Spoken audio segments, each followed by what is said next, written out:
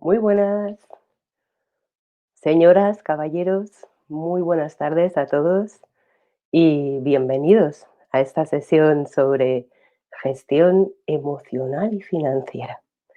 Me presento lo primero, mi nombre es Maena González y bueno, pues antes que nada, como siempre, agradecerte tu interés, tu estar aquí, que es lo que hace esto posible, y la ayuda de EFPA, que es la que organiza estos eventos, y la ayuda de mi backstage, que tengo aquí a Verónica ayudándome para que todo salga estupendamente. Muchas gracias a todos. Así que, sin más, si queréis, damos inicio a esta sesión sobre gestión emocional y financiera. Vamos a ello. Y bueno, lo primero, como no podía faltar en una sesión que habla de emociones, pues 3 fotos sobre las emociones más habituales. Aquí tenéis el amor, la primera de todas, el miedo, esa soy yo asustándome a mí misma, y la tristeza de un día que volvía de vacaciones con mi hija y nos queríamos quedar ahí en Grecia a vivir. Las emociones nos acompañan en todos los momentos de nuestra vida y por eso creo que la sesión de hoy es muy importante porque también están, como verás, muy, muy relacionadas con el tema del dinero. Pero antes de empezar, ¿para qué te va a servir esto de la gestión emocional? ¿O para qué sirve en la vida gestionar las emociones? Pues yo te diría que prácticamente para todo. Fíjate que decía mi abuelita, 3 cosas tiene la vida: salud, dinero y amor. ¿Esto de la gestión emocional te sirve para tener amor, para tener mejores relaciones? Sin ninguna duda. No es lo mismo que llegue tu pareja borracha todas las semanas o todos los viernes y tú con una cara así, a que gestiones esa emoción de enfado y digas, pues yo también me voy de juerga. Primera utilidad, ¿no? La gestión emocional te va a servir en ese caso para no armar la bronca o para no enfadarte mucho o para no saltar de golpe en esa reacción que hubieras tenido. Y en el dinero es importante la gestión emocional. Eso es lo que vamos a ver a lo largo de toda esta sesión, pero seguro que intuyes que también, ¿no? Porque no es lo mismo estar en un momento de marzo, caída de los mercados, volverte loco y tomar una decisión precipitada que sujetar tu miedo y decidir con la cabeza, además de con la emoción, lo que quieres hacer. Y en la salud, ¿es importante la gestión emocional para la salud? Bueno, cuando yo empecé a hablar de esto hace ya unos cuantos años, me ponían un poco la camisa de fuerzas, pero esto de que las emociones afectan a nuestro estado de salud no es nada nuevo, ¿no? Ya los antiguos griegos, el padre de la medicina, Hipócrates, hablaba del impacto de las emociones en la salud de las personas y eran unos años antes de Cristo. Pero desde que existe la neurociencia, por ejemplo, un neurocientífico del que vamos a hablar en la sesión de hoy, Antonio Damasio, que me gusta bastante, pues nos habla precisamente, escribió un libro que se llama El error de Descartes. El error de Descartes consistió precisamente en separar el cuerpo de la emoción. Es prácticamente indisoluble, indisociable, pero es lo que se va a abrir el debate en esta sesión de hoy, ¿no? ¿Tiene relación la enfermedad o la salud con las emociones que sentimos? Yo soy una firme convencida de que sí. Por último, en esto de la salud existe una ciencia, fíjate el nombre, la psiconeuroinmunobiología, que estudia precisamente el impacto, a que no lo sabes decir, es como supercalifragilístico, psiconeuroinmunobiología, y nos habla precisamente del impacto de las emociones sobre el estado de salud. O sea que esto tiene como muchos frentes, muchas utilidades, aunque hoy nos centramos principalmente en el impacto de las emociones en el ámbito financiero, ¿vale? Os invito, aunque no lo he dicho al inicio, en cualquier momento que queráis, a hacer las preguntas a través del chat. Yo no tengo auriculares hoy, pero me llegan y trataré de responderlas en tiempo real o en el real tiempo en el que me lleguen. Así que, sin más, vamos a ver un poco el menú de la sesión. Lo primero que vamos a ver en la introducción es qué es esto de las emociones y qué importancia tiene la gestión emocional en nuestra vida. Y a continuación, directamente después de ver con qué están relacionadas las emociones, hablaremos en este punto uno, como no se puede prácticamente evitar, también de nuestras creencias, porque están tremendamente relacionadas. Y a continuación entramos directamente en 6 emociones básicas: el miedo, la ira, la tristeza, la ansiedad, la apatía y la culpa. Pero vamos a hablar de ellas de una manera un poco original, digo yo, porque en cada una de estas emociones, además de hablar de la emoción en sí, del impacto que tiene en nosotros, os he traído como un escenario del mundo financiero donde esta emoción se manifiesta. Como 7 casos donde hemos visto que predominan estas emociones en el ámbito financiero. Y una pequeña travesura y un pequeño reto. En cada uno de estos casos, yo he querido elegir casos que no son precisamente del rabioso momento actual. ¿Por qué? Porque cuando hablamos de algo que está ocurriendo, siempre hay muchas opiniones encontradas. El pasado genera menos enfrentamientos y aquí mi interés no es enfrentarme. Sin embargo, cada una de estas historias que yo traigo en cada una de las emociones es perfectamente trasladable a cosas que estás viendo hoy en día. Y como quiero ser un poco traviesa, no te voy a decir, uy, esta historia que ocurrió hace 5 años, ¿cómo se llamaría en el momento actual? ¿Vale? Te voy a dejar que lo pienses tú si quieres y si queréis preguntarlo, encantada de responder, ¿vale? Así que, sin más, vámonos a ver la definición de qué es esto de las emociones y empezamos con unas reflexiones previas. Allá vamos.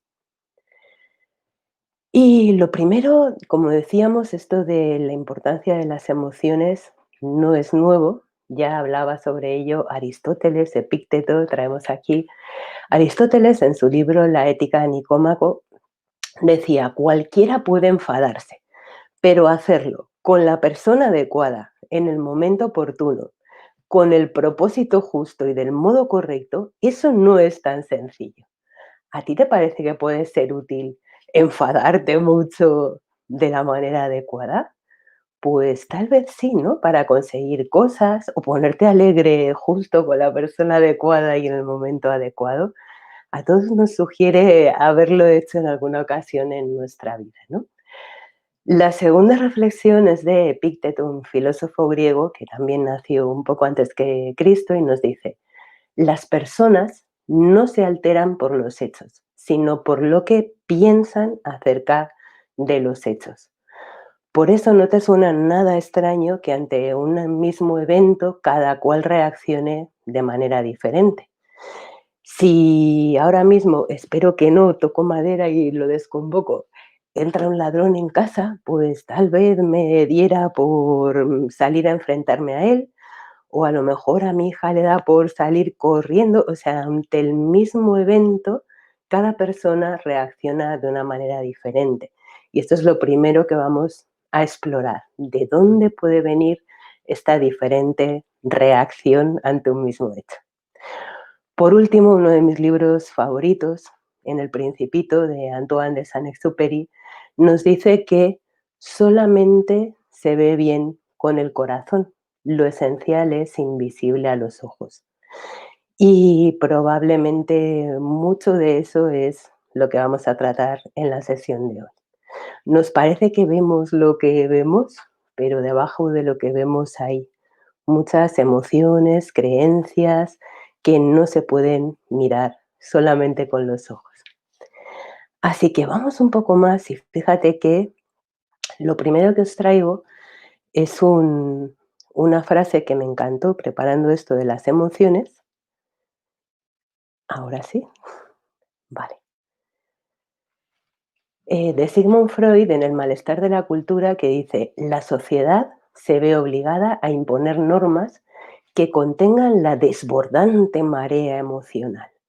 Nos está contando Freud que somos como un tsunami de emociones.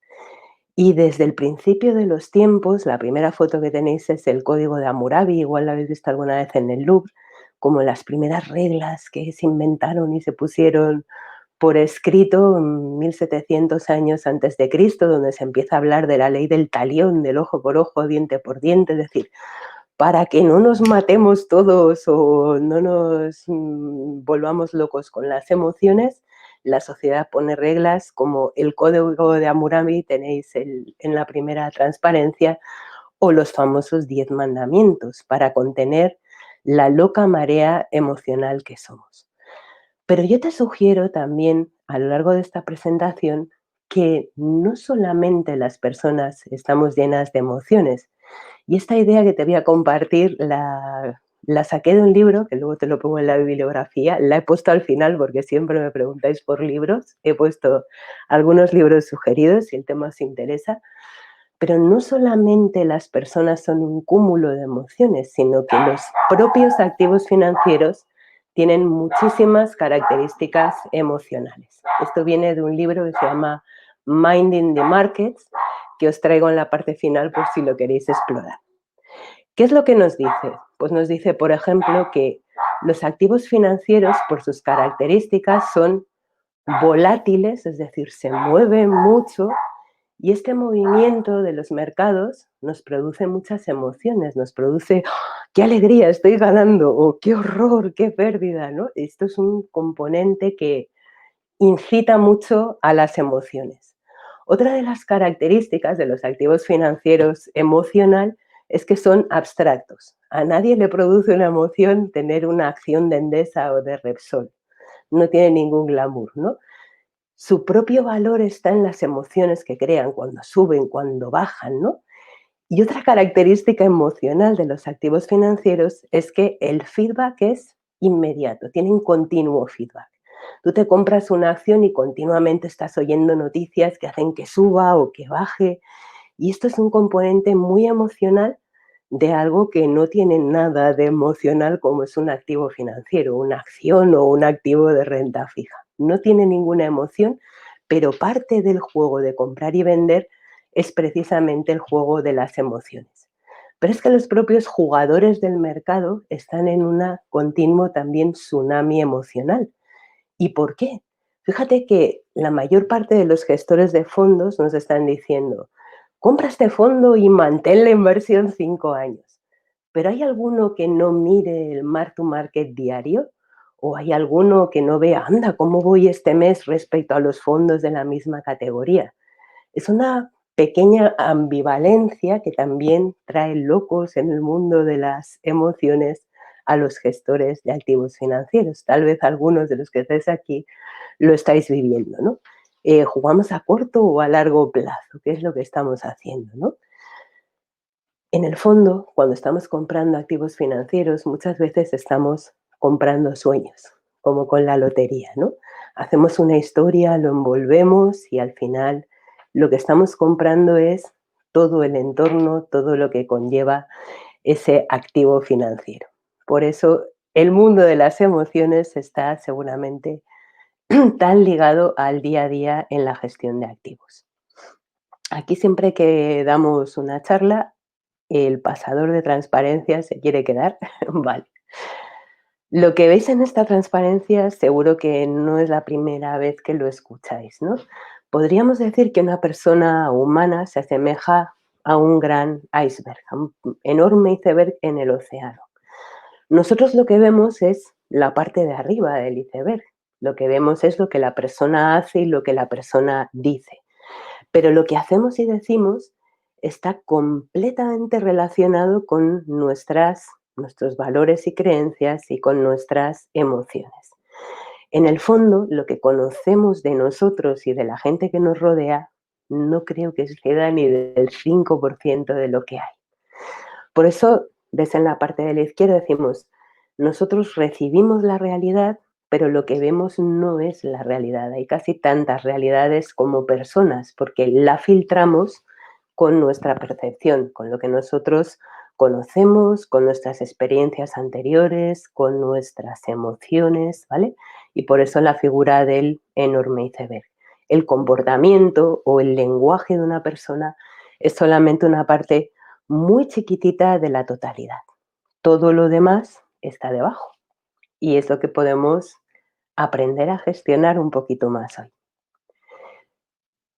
¿Y por qué esto de las creencias está tan ligado al tema de las emociones? Ahora definimos un poco más lo de las creencias, pero lo que os voy a compartir está basado en las teorías de Albert Ellis, la terapia racional emotiva, la teoría ABC. Lo que nos dice él, muy relacionado con lo que os decía, si ahora entra un ladrón en casa, es que imagínate que hay un determinado acontecimiento, entra un ladrón. Mi reacción va a tener mucho que ver con mis creencias. Yo pienso que soy fuerte y valiente, salgo a por él, ¿vale? Esa es la B, beliefs en inglés. Y mi comportamiento, lo de salir a enfrentarme, está completamente filtrado y mis emociones, la valentía o la cobardía, está completamente determinado por mi filtro de la realidad de las creencias. Hay un cuento muy bonito de Jorge Bucay con el que me sentí muy identificada cuando lo leí sobre creencias, el cuento del elefante encadenado que tenéis aquí, que, venga, vamos a contar un cuento para entender qué es esto de las creencias. Y te lo cuento en primera persona porque cuando lo leí es que yo lo había vivido. Cuando yo era pequeña a mí me gustaba bastante el circo, pero dentro del circo lo que más me gustaban eran los animales, como a muchísimos niños, ¿vale? Y de todos los animales, mi animal favorito era el elefante, ¿cómo no? Con esa forma tan grande, con esa fuerza enorme, me encantaba ir a ver a los elefantes. Yo he llegado de pequeña a ver a un elefante subir hasta 10 personas con su fuerza y sin inmutarse, ¿no? Es un bicho poderoso, fuerte, ¿no? Eso es lo que transmite. El cuento de Jorge Bucay es un niño que va al circo y como a mí le llevan a ver luego al elefante, terminada la función, y ve como en la foto que está encadenado con una pequeñita astilla y una cadena de hierro. Y entonces te preguntas, ¿y cómo un bicho tan grande se puede sujetar con una estaca tan pequeña en el suelo, con la fuerza que tiene? Y a mí me contestaron lo mismo que a Jorge Bucay en su cuento, porque está encadenado. Anda tú, y si está encadenado, porque está maestrado, perdón. Anda, y si está maestrado, ¿para qué le atan a una estaca? No se debería escapar, ¿no? Y nunca había encontrado la solución al enigma. Y solamente de vez en cuando iba al circo, incluso de mayor, quería averiguar, pero no lo sabía, hasta que un día leí este cuento. El elefante no se escapa porque le ataron a esta misma estaca cuando era pequeñito. Me imagino al pequeño elefantito con sus cadenas intentando soltarse una y otra vez y no había manera, no tenía fuerza suficiente. Hasta que un día el elefante desistió, dijo: "Uf, esto no es para mí, yo ya no intento ni, ni escaparme", ¿no? Y se quedó atado a su estaca. Tantos años después, habiendo aumentado tantas veces de tamaño, el elefante sigue amarrado pensando que no puede hacer otra cosa.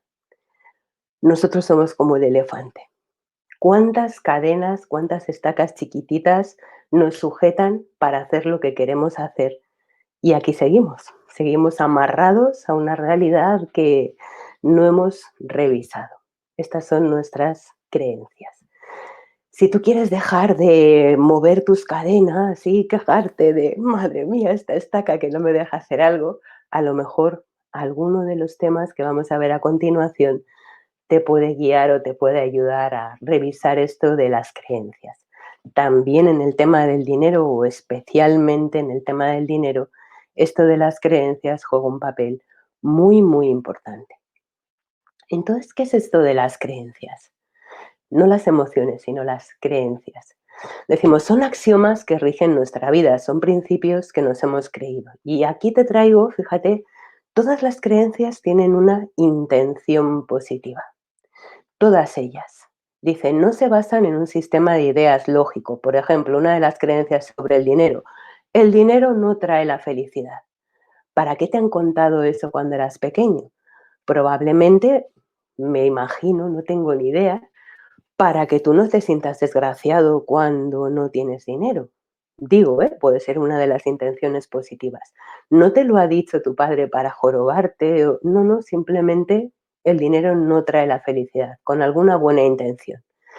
La mayoría de las creencias las aprendimos en nuestra infancia para adaptarnos. Muchas de las creencias vienen de cuando éramos pequeñitos. Por ejemplo, una que hace muchísimo daño: no hay recompensa sin esfuerzo. Es decir, si tú no sudas y lo pasas fatal para conseguir algo, no te van a dar un sueldo, o lo cual nos hace un poco desgraciados, porque parece imposible hacer algo que te guste y que además te paguen una recompensa, te paguen dinero, ¿no? Es curioso. Te dice, las más arriesgadas son inconscientes. Por ejemplo, los ricos son avariciosos o el dinero es sucio. ¿Para qué nos contaron que el dinero es sucio? No lo sé, no tengo ni idea, pero había una intención positiva. Tal vez temían que codiciáramos estar con los más ricos, no tengo ni idea, pero era para adaptarnos a un mundo que nos rodeaban, ¿vale? Derivan de un modo bastante inflexible de ver la vida. Por ejemplo, cuando decimos, bueno, los González es que somos muy agarrados, pues inflexible, ¿no? Es lo que somos y no nos podemos mover. Y además se manifiestan en el lenguaje y en el comportamiento. Es decir, si yo tengo la idea, ya os pondré unos ejemplos a continuación, ¿no? Pero si tengo la idea de que soy agarrada con el dinero, puede salir en mi lenguaje llamar Roberto al del banco en vez de Roberto, no sé, ¿vale? Normalmente se manifiestan en el momento más indeseado y no es nada agradable cuando salen sin que nosotros lo deseemos. Vamos a ver un poco más sobre las creencias. Hay como tres fuentes de creencias, ¿no? De estas cosas que nos hemos puesto como GPS, creencias sobre el dinero, algunas vienen de nuestros mensajes infantiles. Te pongo un ejemplo. Si tú a tu hijo le dices, cariño, el dinero no llueve de los árboles o no llueve del cielo, probablemente tendrá una actitud muy diferente frente al dinero que si le dices, te mereces todo lo que hay aquí, vas a tener siempre todo lo que quieras. No digo que sea mejor un mensaje que otro, sino que es algo que se nos queda como el elefante grabado a fuego y luego cuesta revisar, ¿vale? Otra de las fuentes de creencias son los hechos impactantes de la infancia, sobre todo de los primeros 6 años de vida. Tengo aquí una niña viendo a discutir a sus papis por dinero y es que es algo que se da mucho o que veo muchas veces en las sesiones de coaching. Cuando los niños ven muchos conflictos en casa por temas monetarios, generalmente tienen una idea de que el dinero solo trae problemas, también en la edad adulta, con lo cual es otra de las importantes fuentes de creencias, en este caso acerca del dinero. Por último, una fuente importantísima de creencias acerca del dinero es lo que llamamos la sombra individual y social. La sombra es un término que acuñó Carl Gustav Jung y es algo así como todo aquello que nosotros no aceptamos en nuestra vida se manifiesta como destino, decía Jung. ¿Qué quiere decir esto? Desde pequeños hay cosas que nos gusta que vean de nosotros y hay cosas que no nos gustan nada, ¿vale? A lo mejor te cuento un ejemplo de sombra individual sobre el dinero mío propio en mi familia, ¿no? Cuando yo tenía 6 años, más o menos, estaba con mis abuelitos y vino una visita a casa y me dio una moneda gordísima, yo no sé de cuánto era, porque normalmente no tenía dinero, como: "Venga, para la niña, una a mí y una a mi hermano", ¿no? La abuelita nos llevó a continuación a misa, yo no sabía para qué valía el dinero, pero me habían dicho que había que ser generosa. ¿Qué hice con la moneda? La eché en el cepillo de la iglesia. Eso es una sombra.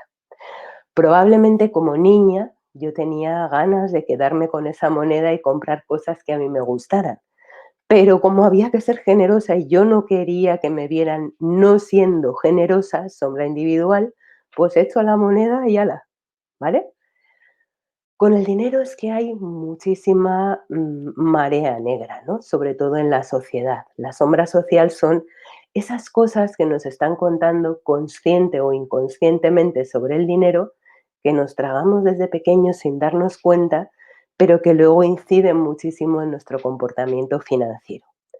¿Y dónde estamos viendo esta leyenda negra social del dinero? Pues, por ejemplo, se ven los refranes populares. Poderoso caballero es don dinero. O uno muy bruto que escuché el otro día, me pareció muy bestia, dice, dame Dios marido rico, aunque sea un borrico. No nos están dando una imagen muy buena del dinero, ¿no? Otra forma de ver la sombra social, lo que estamos transmitiendo a nuestros niños sobre el dinero, es, por ejemplo, en los cuentos infantiles. Si piensas, aquí te pongo el cuento de Robin Hood. En los cuentos infantiles, en Robin Hood, ¿quién era el bueno y quién era el malo? Acuérdate que Robin Hood era un ladrón. El malo era el rey Juan, que le veis ahí tumbado en la cama con los sacos de oro durmiendo con su dinero, ¿no? Los malos son los ricos y los buenos son los que roban el dinero a los ricos. Y esto lo ves en muchísimos cuentos infantiles. El tío Gilito no era el más adorado en las pelis del Pato Donald. Siempre, generalmente, tiene un matiz negativo el tema del dinero. O lo vemos, por ejemplo, en el lenguaje que utilizamos al hablar del dinero. Cuando decimos está podrido de pasta, pues no es muy amable, ¿no? Pero sobre todo, ¿dónde lo vemos? En lo que llamamos las polaridades. ¿Qué es lo que va a pasar dentro de 6 días? Día del sorteo de la Lotería Nacional. ¿Qué es lo que desea toda España que le pase? Que me toque el gordo. Dices, anda, si esto del dinero es tan malo, ¿por qué lo deseamos tanto? Si el malo de la peli es el rico y el dinero corrompe y ¿por qué nos hace tanta ilusión que nos toque la lotería? ¿Lo veis? O sea, estamos muy condicionados por un entorno y por unas experiencias infantiles, sobre todo, que nos ponen unas creencias sobre el dinero que no nos ayudan en nada a tener una buena relación con esta energía. Oye, yo os dejo que me llevéis la contraria, ¿eh? Porque a veces digo cosas que por aquí pueden sonar mal o raro y estoy encantada de oír a quien piense lo contrario. Y te pongo un ejemplo de cómo se filtra o cómo inciden las creencias en las emociones. Nos dice aquí, por ejemplo, imagínate que tu pareja te ha dejado. Dependiendo de tus creencias, dices, pues yo, madre mía, no sé vivir sin esta persona, qué desgracia, que... ¿Cómo van a ser tus emociones si tu creencia es, me voy a quedar para vestir santos, ya no voy a tener otra pareja igual? En ese caso, tu emoción será seguramente la tristeza, ¿no? No puedo superar esta situación. Sin embargo, vamos a poner otro ejemplo de creencia. Si tú piensas, pues estar libre es maravilloso, me encanta no tener pareja. Normalmente en esa misma situación, con esa otra creencia, te vas a sentir libre como un pájaro, tal vez abierto a empezar una nueva relación o a estar solo y ser feliz, ¿de acuerdo? O sea, todas las emociones o gran parte de tus emociones vienen traspasadas por el filtro de tus creencias. Es muy difícil de disociar. Y con todo, te diría que las creencias son como el GPS de tu vida. Nosotros venimos al mundo sin manual de instrucciones y vamos poniendo señales. Aquí tengo una, ¿vale? Vas poniendo señales, anda, aquí para la derecha o para la izquierda, ¿vale? Que te ayudan a orientarte en el mundo, porque sin creencias sería muy difícil hacer esto. Lo que te invito no es a destrozar las creencias, que es lo que nos han enseñado siempre, ¿no? Las creencias no sirven y hay que ser libres para tomar decisiones, sino a reorientarlas. Si tú tomas conciencia de alguna creencia que no te viene muy bien, lo que puedes hacer es cambiar la dirección o el sentido para poder seguir viviendo, ¿vale? Es importante revisarlas de vez en cuando. ¿Y por qué es importante revisar las creencias o cuándo es importante revisar las creencias que tienes sobre el dinero? Pues, por ejemplo, cuando te enfadas muy a menudo. Si estás muy enfadado en una determinada situación, normalmente, imagínate, voy a trabajar todos los días a un sitio que no me gusta, que el jefe me cae mal, ¿Mi creencia cuál es? No, es que no me puedo ir de aquí porque no sé hacer nada más, o porque es muy peligroso, o lo que tú te hayas contado, pues ahí es interesante si todos los días que vas a ese sitio estás enfadado, revisar esa creencia a ver si hay alguna otra alternativa para ti en el mundo, ¿vale? O cuando ves como el cerdito rojo que no puedes alcanzar tus objetivos. A mí me ha pasado en sesiones de coaching, una chica me viene un día de, madre mía, yo no consigo ahorrar, el dinero sale más rápido de lo que entra, es alucinante. Su creencia era que los ricos son avariciosos y su forma de actuar era, para no ser una de ellos, yo gasto todo lo que entra y así no tengo dinero, no soy avariciosa. Es alucinante, pero somos como esclavos de las creencias. Cuando veas que tienes un obstáculo importante en tu vida, normalmente muchas veces está relacionada con alguna creencia que te produce emociones que no te permiten seguir avanzando, o si estás muy enfadado en una situación, ¿no? ¿Y cómo se puede explorar esto de las creencias sobre el dinero para ir un poquito más allá, para ir avanzando, para adaptarlas cada vez a tu situación de vida? No voy a entrar muy en profundidad aquí, pero una de las cosas que se puede hacer es retarlas. Esto no te lo he puesto aquí, pero dices, ¿retarlas qué es? Si yo digo siempre, los Martínez somos unos agarraos, ¿vale? Retarlas es, pero todos los Martínez, no conoces a nadie de la familia que sea generoso. Eso sería un posible reto, ¿no?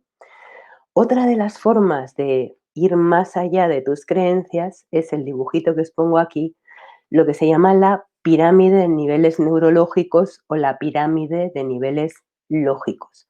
Y te lo cuento con un ejemplo real, porque es más divertido de contar que la teoría, ¿vale?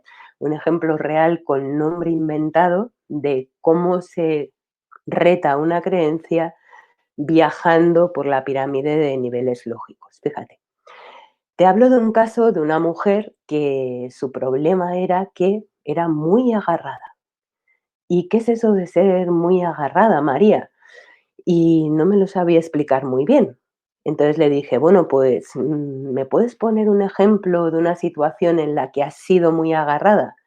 Me dice, sí, fíjate, una mujer que era funcionaria, tiene un buen sueldo y le gusta mucho leer y pasa por delante de una librería y ve un libro con un precio bajito, pero no se lo compra, es que es muy agarrada, ¿no? ¿Y cómo se explora aquí por la pirámide, por esta situación en concreto para ver qué es lo que hay detrás de este ser agarrada? ¿Vale? El primer nivel de la pirámide nos habla del ambiente. ¿Dónde se produce este hecho? Siempre trabajad, si lo vais a hacer, si vais a jugar a ello, con un caso concreto, no con 20, con uno, ¿vale? El martes pasado me ocurrió que, y exploras este caso concreto, ¿vale? El primer nivel es el ambiente. ¿Dónde ocurre? En mi barrio, ¿vale? ¿Cuándo ocurre? Cuando salgo a pasear por la tarde. El segundo nivel es el comportamiento. ¿Qué es lo que haces? Pues voy andando por la calle de la librería, ¿vale? Estos dos niveles de abajo, cuando hacemos algún cambio en ellos, decimos que es un cambio correctivo. Correctivo sería, imagínate, yo le digo, vale, pues si no quieres tener ese problema, en vez de salir a pasear por la calle Velázquez, sal a pasear por la calle Tetuán.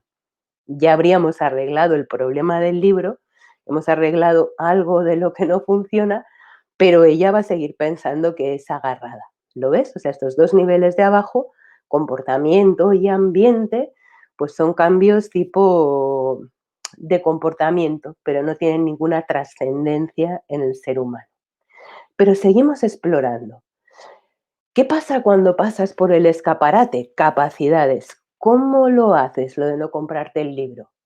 Hombre, pues en vez de mirar al escaparate, como tengo mucha voluntad, utilizo mi fuerza de voluntad para no comprarme el libro, ¿vale? Ya estamos hablando de una capacidad de esta persona de algo que está por encima del ambiente o el comportamiento. Y ya entramos en los niveles interesantes, las creencias. ¿Por qué no te compras el libro? Y ella te dice, porque no debo gastar dinero en mí. Ya estamos dando un poquito donde duele, ¿vale? ¿Y para qué te sirve valores no gastar el dinero en ti? Para gastármelo en mi familia. Ya estamos en niveles mucho más interesantes, hemos ido un poquito más allá. No es que sea agarrada, es que, y esto lo he detectado sobre todo mucho en las chicas, no soy machista ni feminista, pero se da mucho en la parte femenina de la población, no se sienten con derecho a merecer ellas para sí mismas. Fíjate que si empiezas a explorar estos niveles se produce un cambio que llama generativo.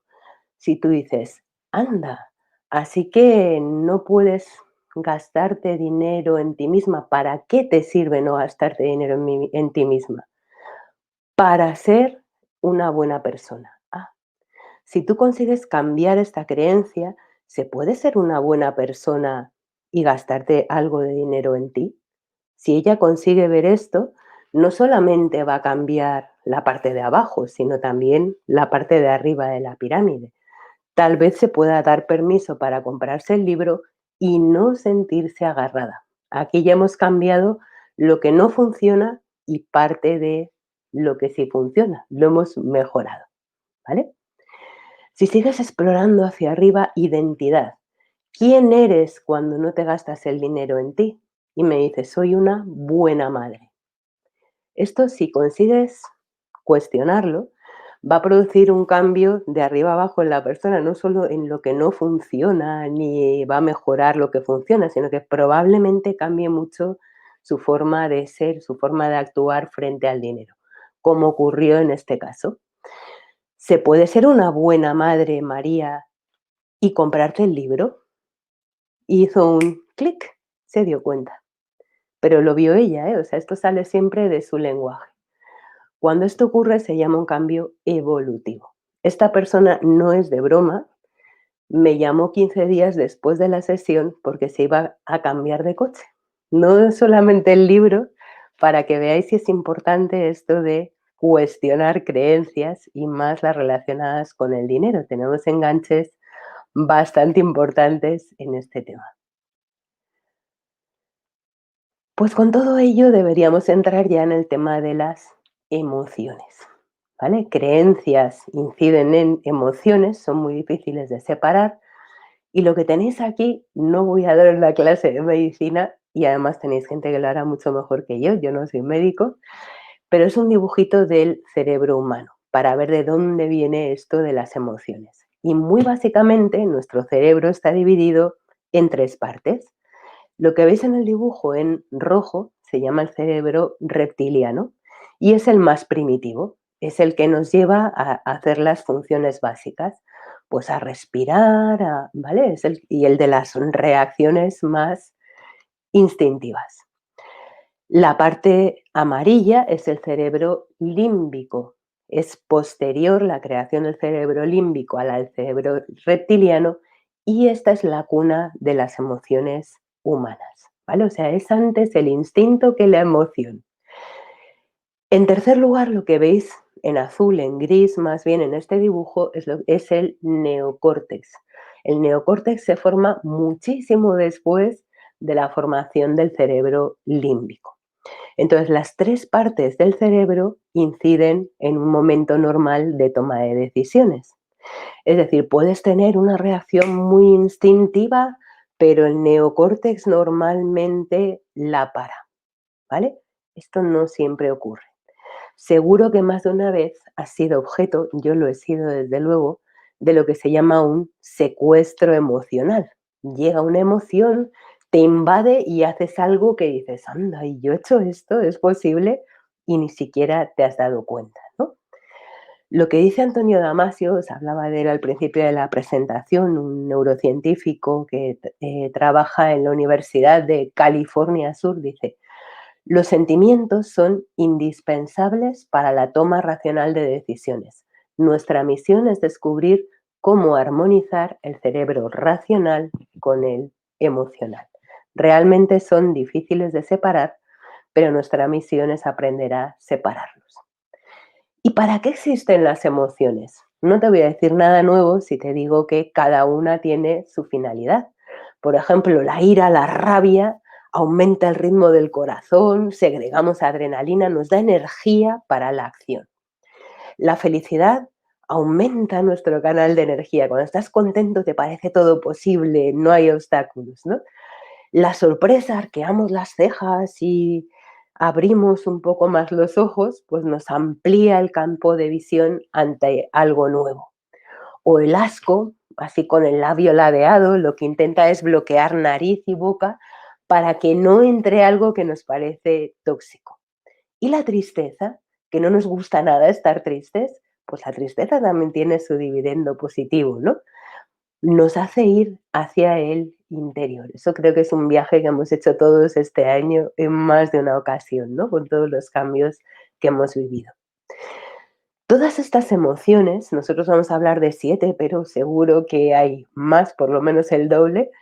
Todas estas emociones van modeladas por nuestra experiencia de vida y por el medio en el que nosotros vivimos, ¿vale? ¿Qué es lo que pasa con las emociones? Lo mismo que con las creencias, que caducan. Es decir, nosotros sentimos miedo porque cuando el primer hombre primitivo vio a un dinosaurio gigante viniendo a atacarle, le activó para salir corriendo o para quedarse quietecito y que no se lo comieran, ¿vale? Y actualmente esa reacción pues ya no es tan necesaria, ya no hay dinosaurios por la Gran Vía, ¿no? Pero seguimos sintiendo esas mismas emociones. Entonces muchas veces las reacciones se han quedado obsoletas, seguimos haciendo lo mismo que cuando veíamos al dinosaurio, aunque ya no hay dinosaurios. Las emociones, sin embargo, son muy ricas, son enriquecedoras y si las evitamos o si las soslayamos, nos podemos quedar muy limitados, nos podemos convertir en analfabetos emocionales. Este término de inteligencia emocional, el primero que lo utilizó fue Daniel Goleman en un libro que se llama igual, Inteligencia Emocional, y que acaba de cumplir 25 años el libro, ahí es nada. Pero la idea original viene de la teoría de las inteligencias múltiples de otro psicólogo que se llama Howard Gardner. Yo creo que esto es algo que debería conocer todo el mundo y desde luego todo el mundo que tenga niños pequeños, porque Gardner nos habla de, al menos, no está cerrada la lista, 8 inteligencias en total, que son las que tenéis en el redondelito.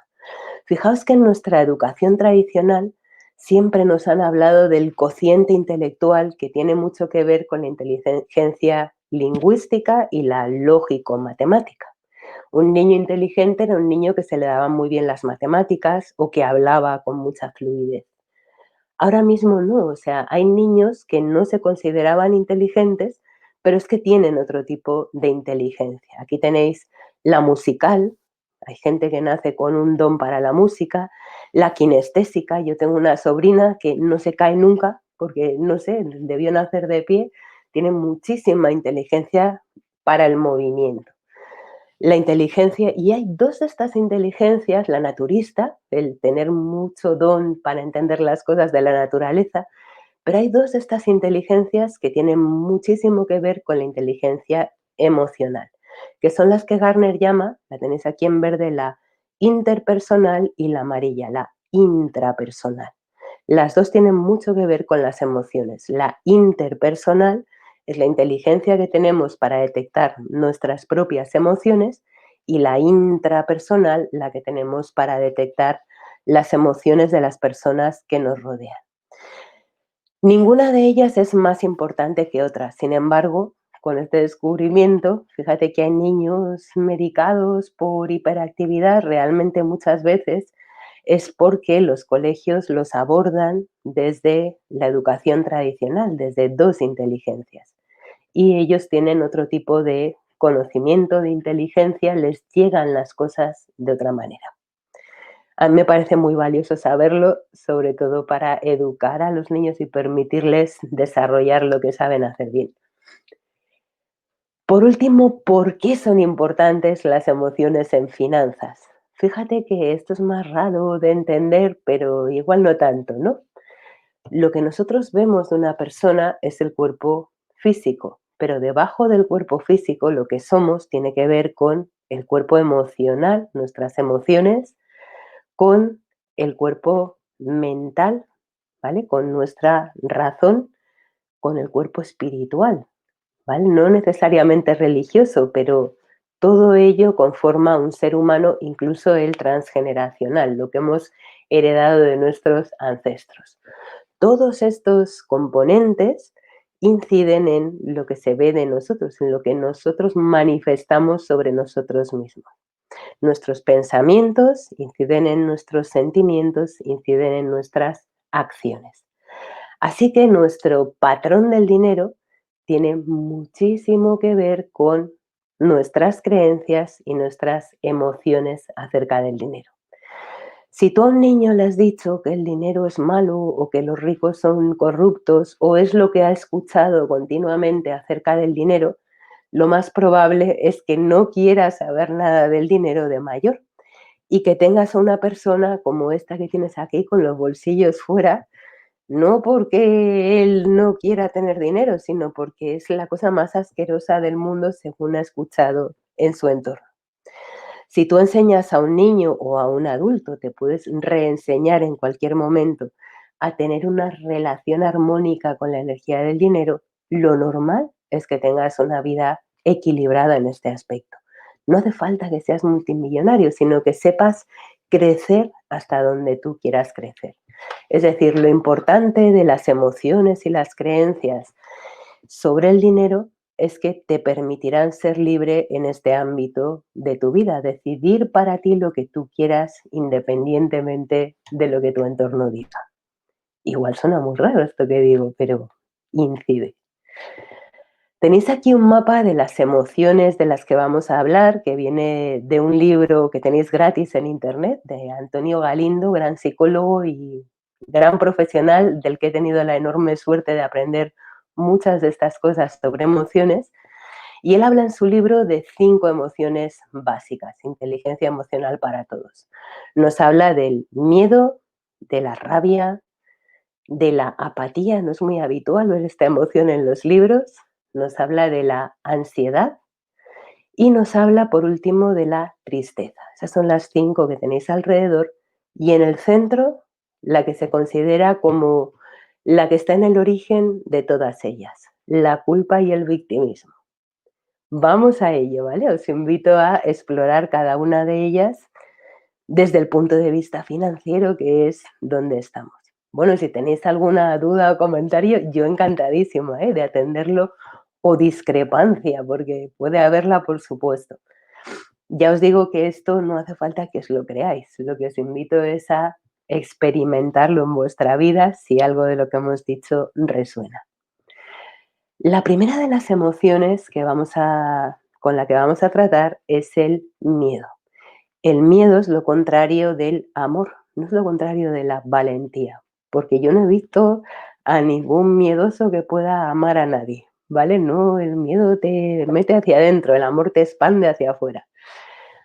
El miedo tiene una finalidad que es que facilita la respuesta de huida de algo que consideramos que es peligroso. Woody Allen, que era bastante gracioso, decía que el miedo es mi amante más fiel, nunca me ha dejado para irse con otro. Pues es algo así, ¿no? Siempre nos persigue. La verdad es que tiene una finalidad, como decíamos antes, del mundo de los dinosaurios, ¿no? Tenemos miedo porque es funcional. Si viene alguien a agredirnos, está muy bien que nos haga instintivamente salir corriendo. La respuesta ante el miedo es bastante eficaz, instintivamente, ¿no? Otro psiquiatra nos dice, el miedo es la más sutil y destructiva de todas las enfermedades humanas, porque a veces tenemos miedo al miedo.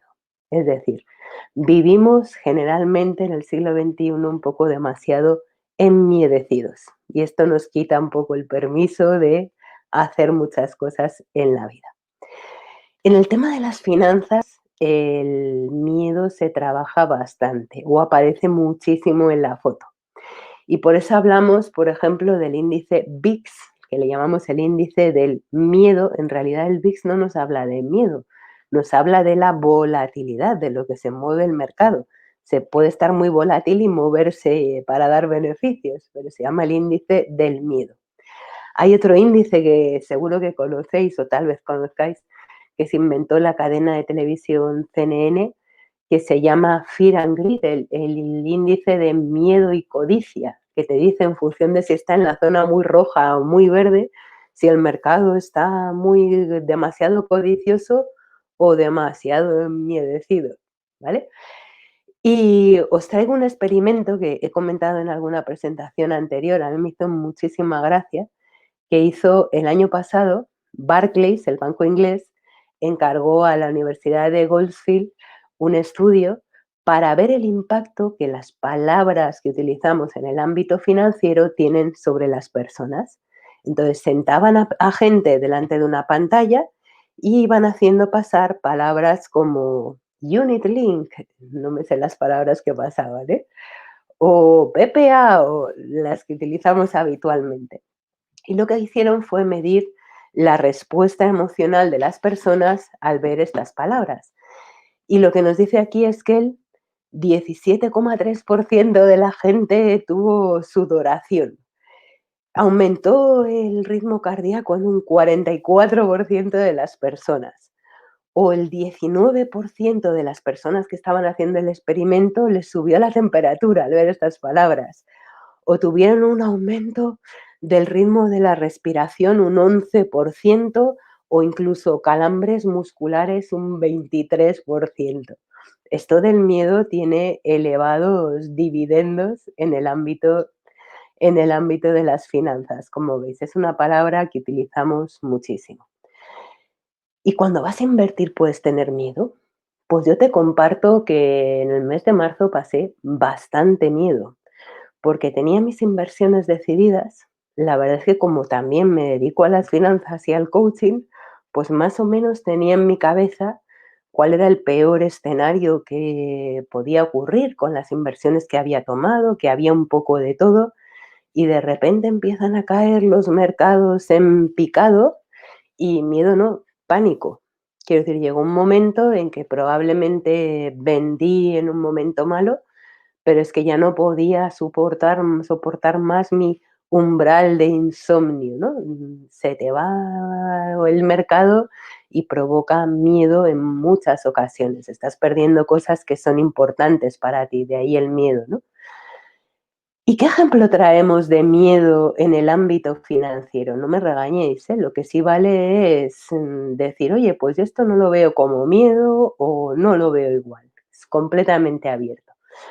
Para mí un ejemplo de miedo que voy a intentar contar de una manera neutral y que, como os digo, es algo que ha ocurrido hace un tiempo, pero que tiene un paralelismo estupendo con algunos casos que estamos viendo actualmente que yo no voy a mencionar, al menos en este caso, ¿vale? Si me preguntáis, a lo mejor. He traído como ejemplo el caso de las preferentes, que ya sabéis, hemos visto en prensa, radio y televisión un montón de veces, y voy a intentar contar la historia desde fuera y sin ningún tipo de emoción, aunque la emoción del miedo subyace en muchos de los capítulos de esta historia, ¿vale? ¿De dónde viene todo el tema de las preferentes? Bueno, pues en los años 80, 90, no solamente en las empresas financieras, no solamente en los bancos, sino muchas empresas de la economía real tenían como forma de captar financiación la emisión de acciones preferentes, de participaciones preferentes. ¿Qué es una acción preferente? Lo contamos aunque sea un poquito por encima, pues ya sabes que son más bien acciones, porque si hubiera un evento malo sobre la empresa, si hubiera cualquier problema con la capacidad de pago de la empresa, las acciones preferentes casi van a la par con las acciones, con el capital, ¿vale? Primero recuperarían su dinero los accionistas senior, los subordinados, y en último lugar los accionistas preferentes. Es decir, son títulos que se parecen mucho más a una acción que a un bono, aunque se han vendido a veces como si fuera renta fija. ¿Qué tienen de interesante las acciones preferentes o por qué la emitían tanta gente en los años 80, 90, 2000? Bueno, como se consideraba capital, era una forma interesante de conseguir dinerito para las empresas. pero ¿qué ventaja tenía para un Endesa o un Fenosa que emitieron sus preferentes en su día emitir este tipo de títulos en vez de emitir acciones normales? Pues no tienes dilución, ¿vale? O sea, en ese momento estas acciones, desde luego no tienes dilución de derechos políticos porque esas acciones no tienen derechos de voto. Otra de las características de las acciones preferentes es que te pagan un cupón predefinido, no fijo, sino predefinido. Por ejemplo, las preferentes de Caja Madrid tan famosas te pagaban un 7,25%. Ya sabes que si tú eres accionista de una empresa, nunca sabes qué dividendo vas a cobrar. Depende de si hay beneficios o de lo que quieran repartir o puedan. Pero en el caso de las preferentes, sabes que si hay beneficios ese año, te van a pagar ese 7,25. Una de las características interesantes para el inversor de este tipo de títulos. Otra de las cosas por las que muchos emisores emitían es que, como decíamos, se consideran capital. Entonces es mucho más interesante conseguir dinerito que sea capital que no conseguir dinero que sea un préstamo que tengas que devolver. Las preferentes son deuda perpetua, no tiene vencimiento. Y la característica de las preferentes que montó el lío padre, hablando coloquialmente, es que normalmente tenían opciones de cancelación anticipada. Cada 5 años, generalmente, el emisor, Endesa o Fenosa, tenía derecho a decir, vale, te devuelvo el dinero, cancelo anticipadamente la emisión. Si el bono está pagando un 7% y decide Endesa devolverte el dinero al quinto año, ¿por qué te lo devuelve? Lógicamente te van a devolver el dinero, van a cancelar anticipadamente cuando tienen capacidad de conseguir dinerito más barato. Es decir, si cuando han pasado 5 años los tipos de interés a los que pueden emitir otra preferente es, por ejemplo, el 5%, dicen, toma, preferentista, te devuelvo la pasta y nos quedamos todos contentos. ¿Lo veis? O sea, es una característica interesante para el emisor y una gran faena, aunque te devuelvan el dinero antes de tiempo, para el inversor, porque te van a devolver el dinero cuando tú estás encantado de cobrar tu 6%, ¿vale? Esas son las características, sin contar con ningún factor emocional, lo que es una preferente, ¿no? Una de las cosas, en todos estos años, vamos a ir al 90, 2000, cuando se emitió la mayor parte de preferentes, sobre todo a partir del 90 se empezaron a emitir muchas preferentes en España. Una de las cosas interesantes es que en ese momento los bancos estaban creciendo un montón. Nosotros en concreto habíamos en España, formábamos parte del euro, los tipos de interés habían bajado muchísimo y a los clientes no les gustaba nada abrir un depósito y que les pagaras un 3%. Les parecía que los tipos que pagaban los depósitos eran muy bajos. Por tanto, quedaba muy bien colocarle a un cliente minorista algo que daba una rentabilidad superior, acciones preferentes, ¿vale? Y que normalmente siempre, siempre, siempre estos títulos se habían cancelado en la primera opción de cancelación, es decir, a los 5 años.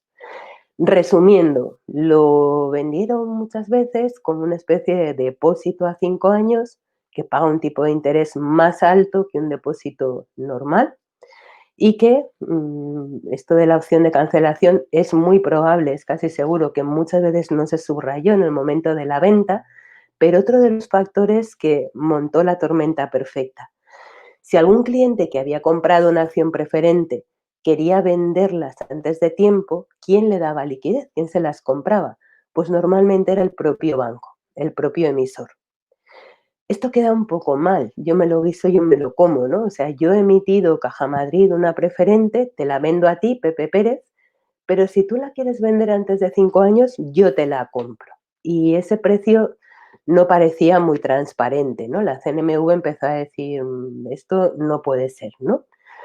Ante eso de yo pongo el precio de mi propio bono, mm, se empezó a prohibir y en el año, creo que fue 2012 más o menos, ahora voy, José Antonio, se prohibió expresamente que los que habían vendido las preferentes dieran liquidez y se creó el mercado Send, que es el que tenéis aquí, expresamente para que los minoristas pudieran vender lo que habían comprado en estos títulos.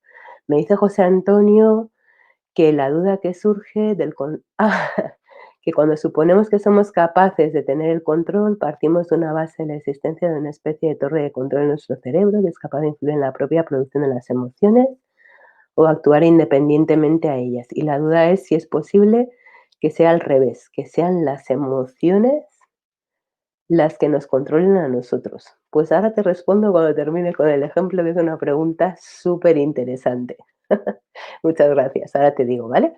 Es que creo que llegan con un poco de decalaje y para no romper la historia de las preferentes, digo. Entonces, resumiendo, ¿no?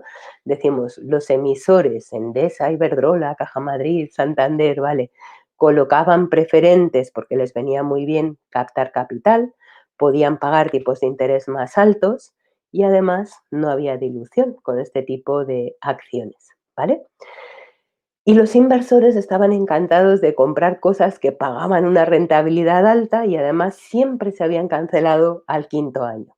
Y además siempre que habían querido vender antes de tiempo había habido un mercado secundario.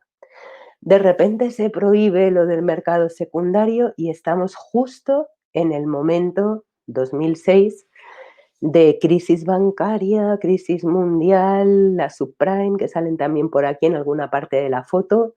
Y ahora, ¿qué hacemos con la que tenemos montada con las acciones preferentes? Recuerda que decíamos, si un emisor está pagando un 7% y el quinto año te puede cancelar, te va a cancelar siempre que se pueda financiar más barato, al 6 o al 5, ¿vale?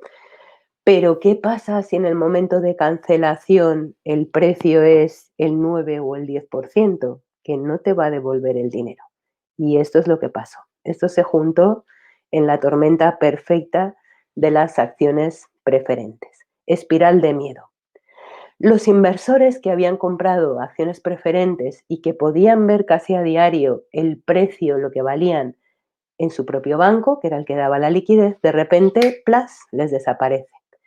Cuando ya no está la liquidez de su banco, la liquidez que da el mercado SEN ya no es te las recompro a 100, te las recompro a 70 o al precio que de verdad tenían en el mercado. Bastante curioso. O sea, de golpe bajaron de 100 a 70 por la situación del entorno, año 2007, 2006, crisis financiera. No se cancelan por la situación del entorno, porque no puedes financiarte ni siquiera al 9 o al 10 en algún momento de este periodo de tiempo, pero es que encima no hay liquidez y baja directamente de 100 a 70 o de 100 a 60, dependiendo de las preferentes, porque le prohíben al propio banco comprar sus acciones.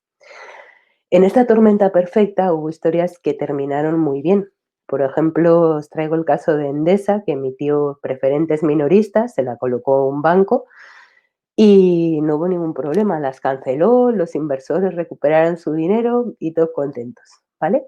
Pero hubo muchísimos casos, como sabes, donde terminó en los tribunales, donde la gente dejó de fiarse de los activos bancarios y todavía siguen algunos pleitos sobre este tema. El miedo no nos ayudó a tomar decisiones muy racionales o muy acertadas en aquel momento. ¿Qué podemos hacer para acompañar al miedo? Yo esto lo reflexiono en el mes de marzo. Pues es importante, yo creo, que haya un antes, ¿vale? Dices, antes del miedo, antes de tomar la decisión de en qué invertir, conocer al cliente, conocerte tú, saber para qué estás invirtiendo, qué escenarios hay, qué me puede llegar a pasar con esta inversión. Y durante el miedo, te recuerdo que yo tenía mucho miedo y eso que yo sé de productos financieros, porque se fue de madre el mercado. ¿Quién iba a esperar que cayera un 40% un índice de renta variable? Pues hay que poner en valor la aportación profesional del asesor. En mi caso, la mía misma, pero también la de las ayudas que pedí en ese momento de qué hago, ¿no?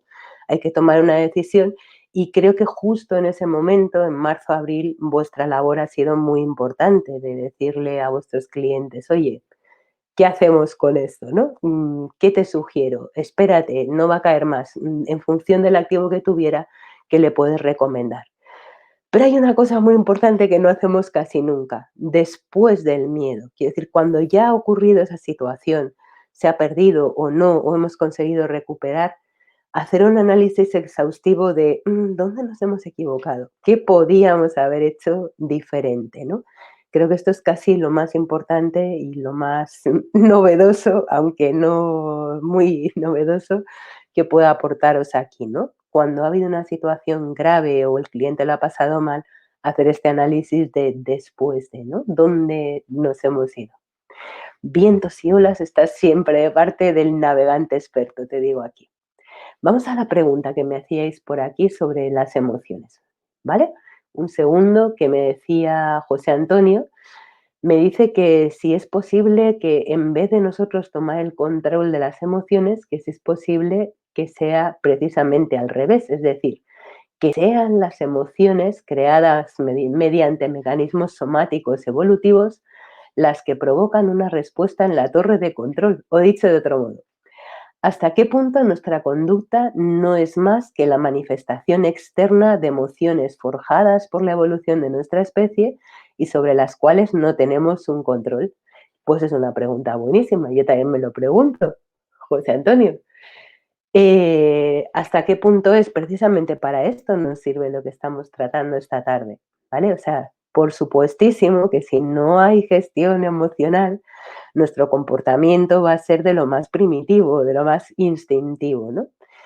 Y lo del secuestro emocional lo vivimos muchas veces. Yo lo he vivido, desde luego, en al menos 3 ocasiones en mi vida que he dicho: "Pero Dios mío, ¿cómo puedo haber hecho eso?".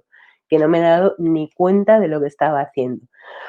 Pero se puede gestionar a pesar de ello, quiero decir. Sobre todo para que no tomen la torre de control las emociones, que ignorarlas yo no te lo recomiendo. Vamos a hacer una cosa, dices, en los libros de toda la vida nos decían, haz esto con las emociones, el GPS no vale para nada. Yo creo que eso no es nada recomendable porque las emociones las sientes, no puedes negarlo y encima si lo niegas saldrán con más fuerza todavía, ¿no? En mi caso, lo que sí me ayudó muchísimo es hacer ese análisis ex post, decir, ¿qué me ha pasado? ¿Por qué me ha removido tanto esta situación? ¿Por qué he actuado así para conseguir gestionar tú, conocerte, para tomar tú la torre de control? No sé si eso responde a la pregunta. Nos dice Beatriz que considero que es mejor que las respuestas a las preguntas se hagan al final. Ah, vale. No, no romperé los temas, ¿vale? Porque pensaba que iban sobre el mismo tema, pero sí es verdad, Beatriz, y te agradezco mucho la sugerencia, que hay un cierto decalaje en el chat. Entonces, si llegan justo y están relacionadas, las contesto sobre la marcha, pero si os invito, no importa, porque aunque las hagáis y no corte en ese momento la presentación, las podemos responder al final de cada uno de las partes. Muchísimas gracias a los dos. Pues vamos a la siguiente emoción. Ay, un segundo, que allá vamos, que es, chan, chan, chan, chan, chan, la siguiente al miedo, que es la ira. Lo contrario de tener ira es la paz, la serenidad. ¿Qué es esto de la ira? La ira, la rabia se manifiesta cuando algo o alguien se interpone en nuestro camino y no nos permite conseguir lo que nosotros queremos. Pero como todas las emociones, tiene un componente funcional. Nos activa para conseguir una solución y nos permite marcar nuestros límites. Cuando te enfadas con alguien, vale, te puedes cabrear mucho pero en el fondo, y esto en el día a día con las personas que conviven con nosotros, lo importante es ir luego tranquilito y decir, mira, es que esto conmigo no, ¿vale? Ese es el componente funcional de la ira, que nos permite decir cuál es nuestro límite en cada situación. Y esto no puede ser más que buenísimo. Y aquí os traigo una historia de las uvas de la ira que no sé si podrá herir susceptibilidades, pero la intento contar desde el lado divertido. Y vamos a hablar sobre la burbuja inmobiliaria en España en esos años 2000, 2006, sobre todo los años más cercanos al 2007, ¿vale? Pero como esta es una sesión de emociones, no me voy a centrar en el lado más técnico, sino que os voy a contar 2 historias de 2 protagonistas de esta burbuja inmobiliaria. Y el primer protagonista que os traigo se llama Enrique Bañuelos, uno de los protagonistas de la burbuja inmobiliaria en España. Él fue el presidente de la inmobiliaria Astroc, tuvo más empresas, ¿vale? Os cuento un poco de su historia personal porque tal vez tenga un poco que ver con esto de la ira o las emociones. Enrique nació en Castellón, en esta época, año 2006 estamos hablando, cuando fundó Astroc, tenía unos 41 años, y este hombre se quedó huérfano muy pequeño, a los 9 años, se murió su padre y, bueno, pues la madre los crió. Yo creo que él, la ambición, no quiero juzgar, ¿vale? Pero ese deseo de hacer tantas cosas, ese deseo de grandeza, probablemente tenga mucho que ver con ese niño que se pudo sentir desprotegido, no tengo ni idea, pero te cuento la historia que te iba a contar. Y estamos en el verano del año 2006. En abril del año 2006 salió por primera vez a bolsa Astroc, inmobiliaria, que fíjate que era un negocio goloso, porque lo que hacía este hombre, lo que hacía esta empresa, ni siquiera necesitaba comprar los terrenos para ponerse a construir, ni que estuvieran recalificados. Había una figura que te permitía empezar a construir y luego ya te darán la recalificación. Y empezó a llenar el Mediterráneo de torres de apartamentos y otras zonas de España. La acción en abril del 2006 salió a bolsa a un precio de 6,5 € y tuvo una escalada ascendente, no, lo siguiente. Pero ahora la verás. Esta foto que te traigo aquí es unos poquitos meses más tarde, en julio, agosto del 2006, donde Enrique Bañuelos se fue a Nueva York en su jet privado y montó el Paella Festival. Y en el Paella Festival montaron una paella, como no, él era de Castellón, en región valenciana, para 20.000 comensales en Central Park. Ves la foto de las falleras, las dolçainas, también aquí en la parte inferior izquierda, ¿vale? O sea, montaron lo que es de verdad un festival con una fiesta de gala la noche anterior en uno de los mejores hoteles de Nueva York, con comensales exquisitos.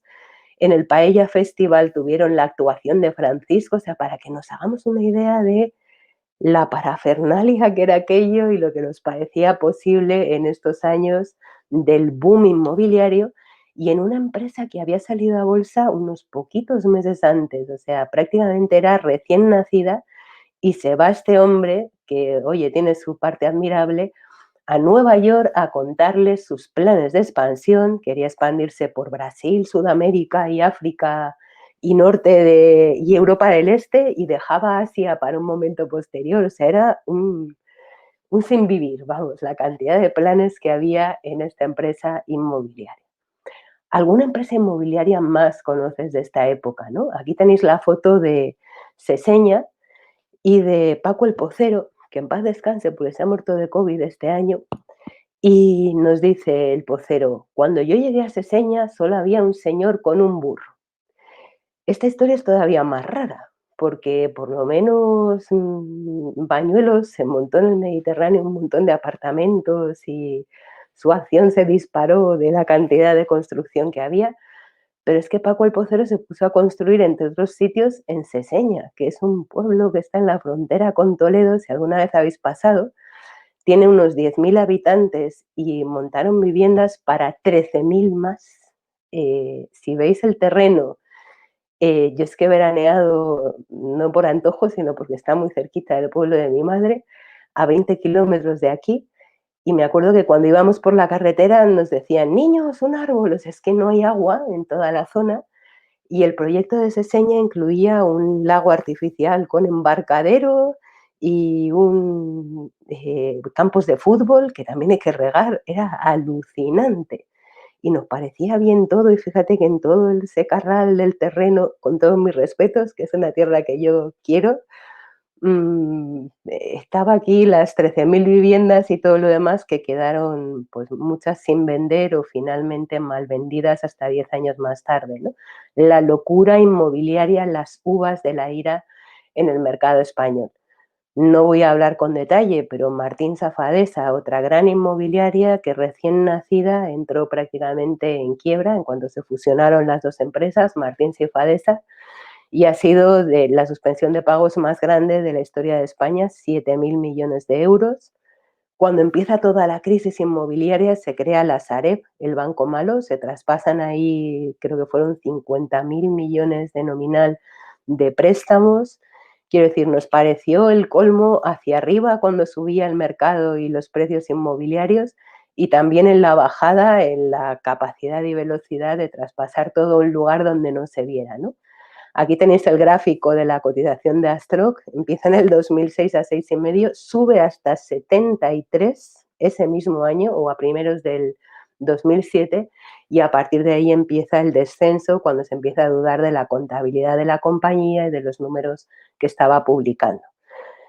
Una frase simbólica de Bañuelos dice: a mí me dejan desnudo en Central Park y en 24 horas estoy paseándome por la Quinta Avenida en una limusina.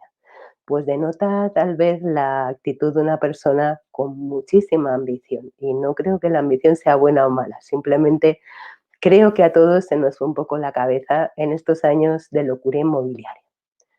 ¿Cómo se puede acompañar la ira? Cuando estamos en un momento de rabia es muy, muy difícil el entrar en razón, ¿no? Pero tienes que mirar hacia ti y encontrar, si te viene un cliente cabreado, encontrar ese punto limpio de emoción, de decir: si tiene ira y reflejo ira, no solucionamos nada, ¿no? Buscar tu tranquilidad. Y intentar salir de esa situación. Digo, esto es un ejemplo de ira por la cantidad de clientes arruinados, accionistas arruinados con Astroc, con Martín Safadesa. El propio Amancio Ortega era uno de los inversores de Astroc. Astroc era el segundo apellido Castro de Enrique Bañuelos. Era todo como una historia muy familiar, muy poco elaborada, pero a la vez muy rimbombante, ¿no? Te traigo una frase de Heartbreaker en uno de los bestsellers sobre emociones y dinero, que se llama, no tiene un título nada amable aquí desde nuestro punto de vista español, se llama Los secretos de la mente millonaria, el libro, y te dice: si tu motivación para tener dinero viene de una raíz no productiva, si quieres tener dinero por rabia o para demostrar lo que vales, generalmente esa historia no va a ir bien. Probablemente esto es un ejemplo de ello, ¿vale? Pues seguimos con otra emoción, porque está emocionante la tarde, allá vamos. Y la siguiente emoción que vamos a ver, que no nos gusta nada, pero yo me he hecho amiga de ella, había una canción, ¿verdad? Querida tristeza, pues esa, la tristeza. La tristeza, lógicamente, es lo contrario que la alegría. ¿Y dónde nos lleva la tristeza? Que es una emoción que hemos transitado todos este año en algún momento, ¿no? La tristeza nos lleva a mirar al interior, a mirar en nosotros mismos, y eso malo no es. Yo puedo decir con mucho conocimiento de causa que el año 2020 para mí ha sido uno de los más ricos en autoconocimiento. He aprendido muchísimas cosas de mí por este viaje triste hacia el interior. No puedo ver a mi familia, no puedo ver o pierdo a gente que quiero. Al final la tristeza también tiene su función. Esto de la tristeza es compatible con el dinero, pero si el dinero produce alegría. Pues yo os comparto una anécdota de mi infancia. Yo creo que fue un 12 de noviembre, día de mi cumple del, no sé, cuando yo cumplía 9 años.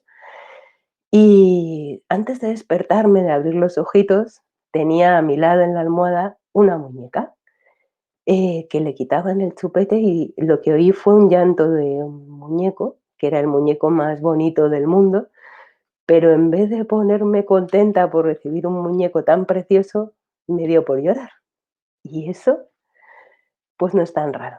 Quiero decir, en el fondo, y aunque nadie me había dicho esto, no tengo ni idea de dónde lo recibí, yo tenía la sensación de que mis padres no andaban muy bollantes y se estaban gastando el dinero en mí, en serio, ¿eh? Que con niña de 9 años yo pensaba estas cosas, y creo que no soy la única. Así que me sentí tremendamente culpable de ver que mis padres se habían gastado el dinero en algo tan bonito para mí, cuando igual ellos lo necesitaban. El dinero puede producir tristeza, aunque nos parezca una cosa muy extraña.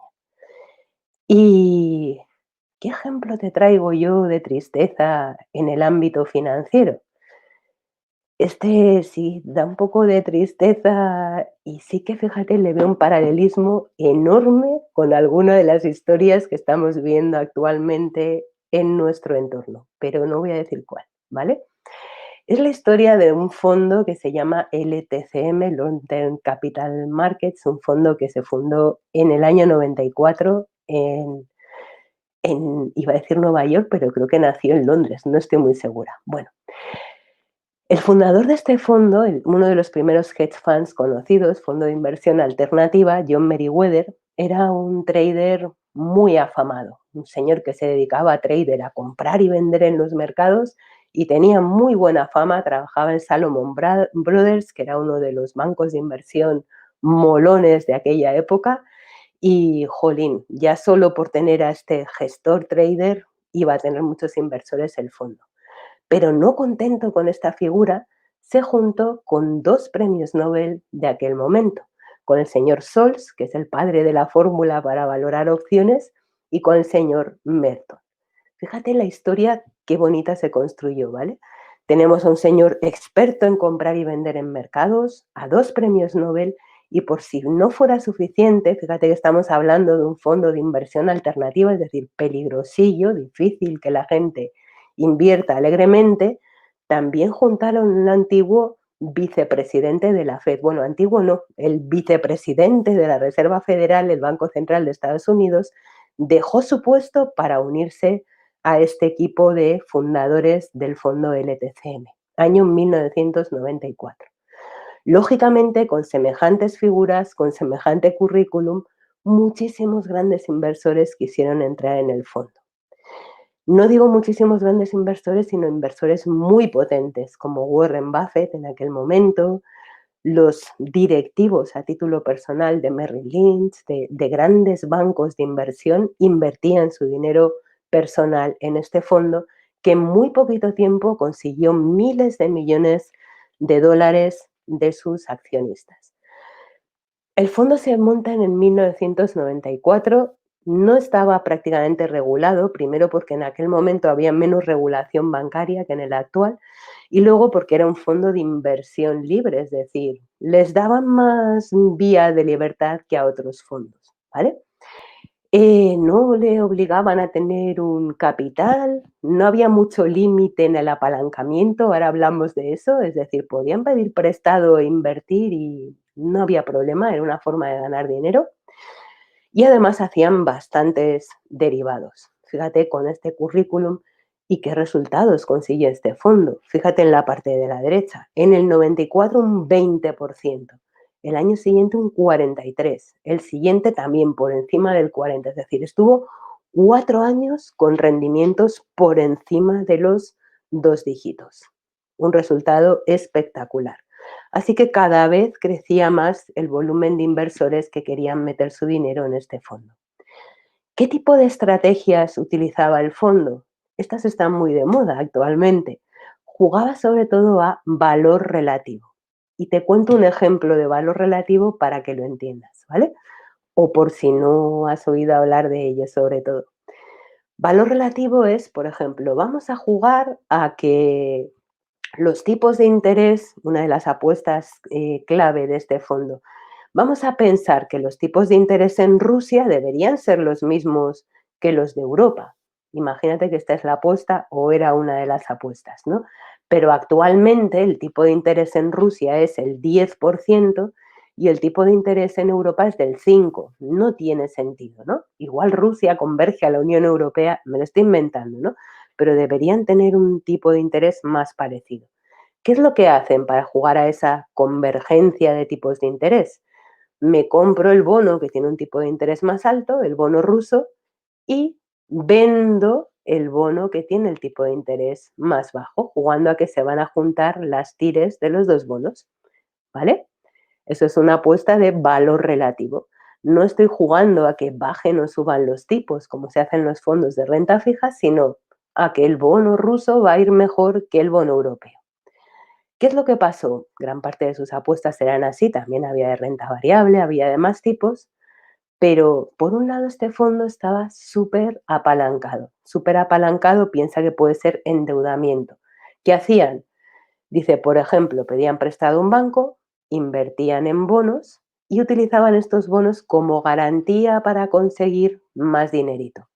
El apalancamiento de este fondo era de 30 veces, ahí es nada, Quiero decir, por cada 100 invertidos en el fondo, había 3.000 de posiciones en el mercado, es un poco grande, con lo cual vamos a ver si podemos pasar. Aquí tenéis la evolución, bueno, la línea con tantas llamadas no se ve muy bien, pero empezó a subir estos años que hemos comentado y en el 98, con la crisis rusa que hizo default el gobierno ruso, cayó en picado el valor del fondo hasta prácticamente cero. ¿Por qué historia de tristeza? Hubo varios intentos de rescate, incluso la propia Reserva Federal, el Banco Central estadounidense, inyectó dinero en este fondo para que no cayera y no hubiera un riesgo sistémico, pero no hubo manera de sujetarlo, ¿vale? Cayó en picado. De hecho, el señor Roger Lowenstein escribió un libro, When Genius Failed, cuando se cayó el genio, hablando precisamente de la crisis de LTCM. ¿Os suena algún caso de algún gran gestor que tenga mucha fama, que todo el mundo invierta por...? Yo conozco más de uno en el momento actual. Y no os desanimo a invertir con ellos, simplemente a ver qué tipo de estrategias están tomando, ¿vale? Por tanto, aprendizajes. Lo del apalancamiento de 30 veces igual no es la mejor idea del mundo. El riesgo de liquidez, esos bonos rusos no eran fáciles de vender, no hay un mercado tan ágil y no lo había desde luego entonces como en los países más desarrollados. Riesgo operacional, las operaciones no se publicaban porque a ver si nos van a copiar, era alucinante la cantidad de historias relacionadas, ¿no? Y muchas veces, a pesar de tener modelos de decisión muy sofisticados, lo que no imperaba mucho era el sentido común en este caso, ¿no? Así que, ¿qué podemos hacer en el caso? A ver si consigo pasar un segundo. ¿Qué podemos hacer en el caso de que sea la tristeza nuestro problema? Fíjate que la tristeza, y creo que es el caso de muchos de los figuras de este fondo LTCM, tiene muchísimo que ver con la necesidad de reconocimiento. Yo soy un genio, pienso muy bien, tengo muy buenas ideas sobre los mercados, quiero que me reconozcas, ¿vale? ¿Y cómo se soluciona la necesidad de reconocimiento? Pues muchas veces autorreconociéndote. Como ves en el dibujito de la derecha, esto del reconocimiento va a ser un problema creciente en la sociedad actual. Somos bastante adictos al reconocimiento ajeno.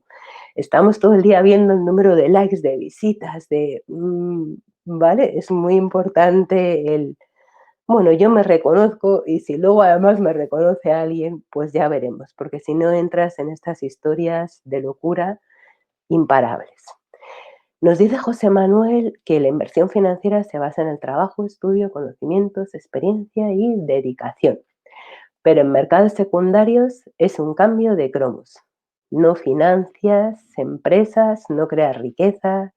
¿Quiere eso decir que los que nos dedicamos a las inversiones financieras no vamos a conseguir felicidad o recompensa por el trabajo bien hecho? ¿O que por el no crear riqueza nuestro trabajo no tiene sentido? ¿Y por qué no creáis riqueza desde los mercados financieros? Bueno, esto es una opinión, José Manuel.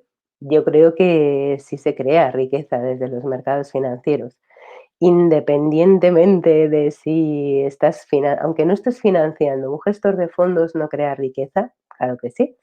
Cuando toma una decisión buena de inversión y crecen los ahorros de las personas que han invertido en el fondo, en mi opinión se está creando riqueza y felicidad también, pero no lo sé. La felicidad y la riqueza no van necesariamente unidas. Pero muchísimas gracias por tu reflexión y sobre todo desde mi punto de vista, que es solo mi punto de vista, tiene todo el sentido del mundo este trabajo.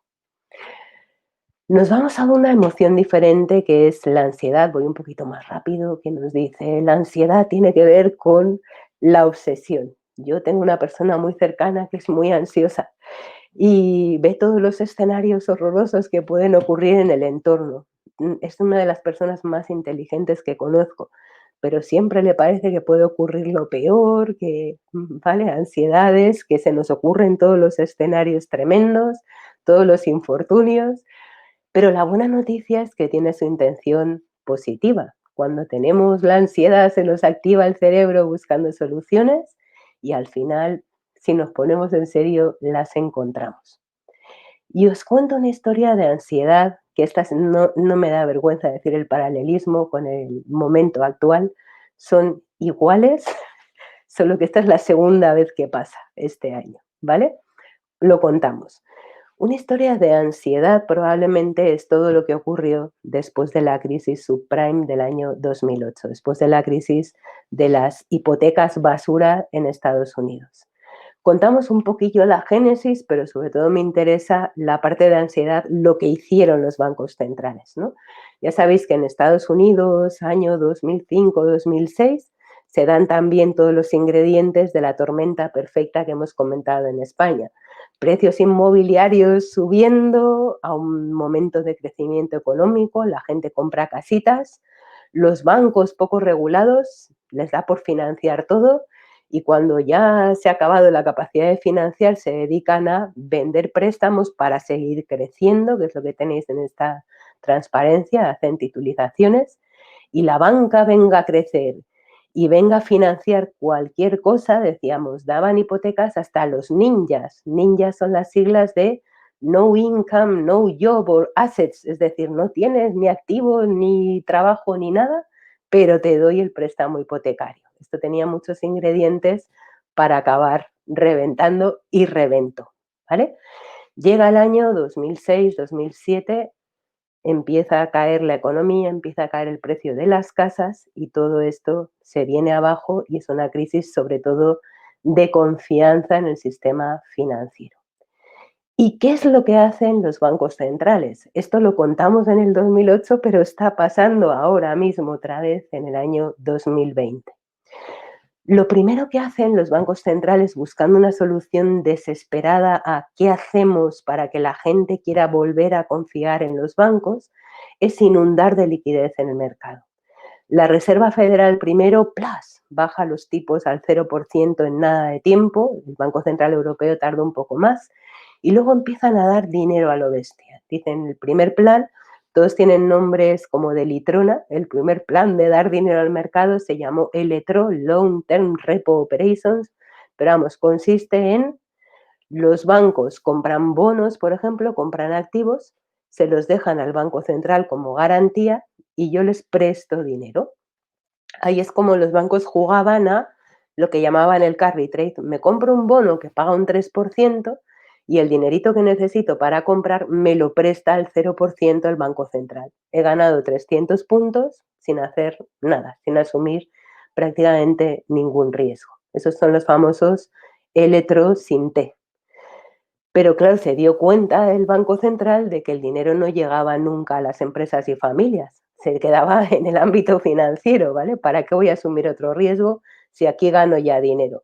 Y se inventa el segundo capítulo, las T-Letro, que es lo mismo pero con target, esa es la T, que es que el BCE, por ejemplo, le dice a los bancos, yo te presto dinero baratito, incluso ahora les paga por prestar dinero, aunque mucha gente no lo sabe, te presto dinero barato si tú a su vez prestas a la economía real. Un disparo de liquidez en el sistema financiero para que no se hundan los bancos y esta vez sí para que llegue el dinero a la economía real. Y la tercera parte que se ha reactivado, o sea, ahora mismo el Banco Central Europeo está comprando nada menos que 1,8 billones de euros en activos, no se dice nada, lo que se llama el QE, Quantitative Easing, es el Banco Central no contento con dar todo el dinero del mundo, se dedica a comprar él directamente bonos a la economía real, ¿vale? Y compra bonos del Tesoro Español, de Iberdrola, de France Telecom, de buenos emisores de toda la zona euro. ¿A qué te suena esto? A alegría, alegría, ¿vale? Vamos a buscar mil soluciones, por eso le llamo ansiedad. ¿Qué hacemos? Bajamos tipos, no funciona. Hacemos electro, no funciona. Hacemos teletro, tampoco está funcionando. La inflación, que es su objetivo, no está subiendo. Pues compramos bonos y tampoco ha funcionado. Pues en el 2020, según nace el problema del COVID, han reactivado todas estas medidas. Algunas de ellas todavía seguían en vigor desde el BCE las empezó a activar en el año 2012, pues desde entonces. Y seguimos haciendo lo mismo.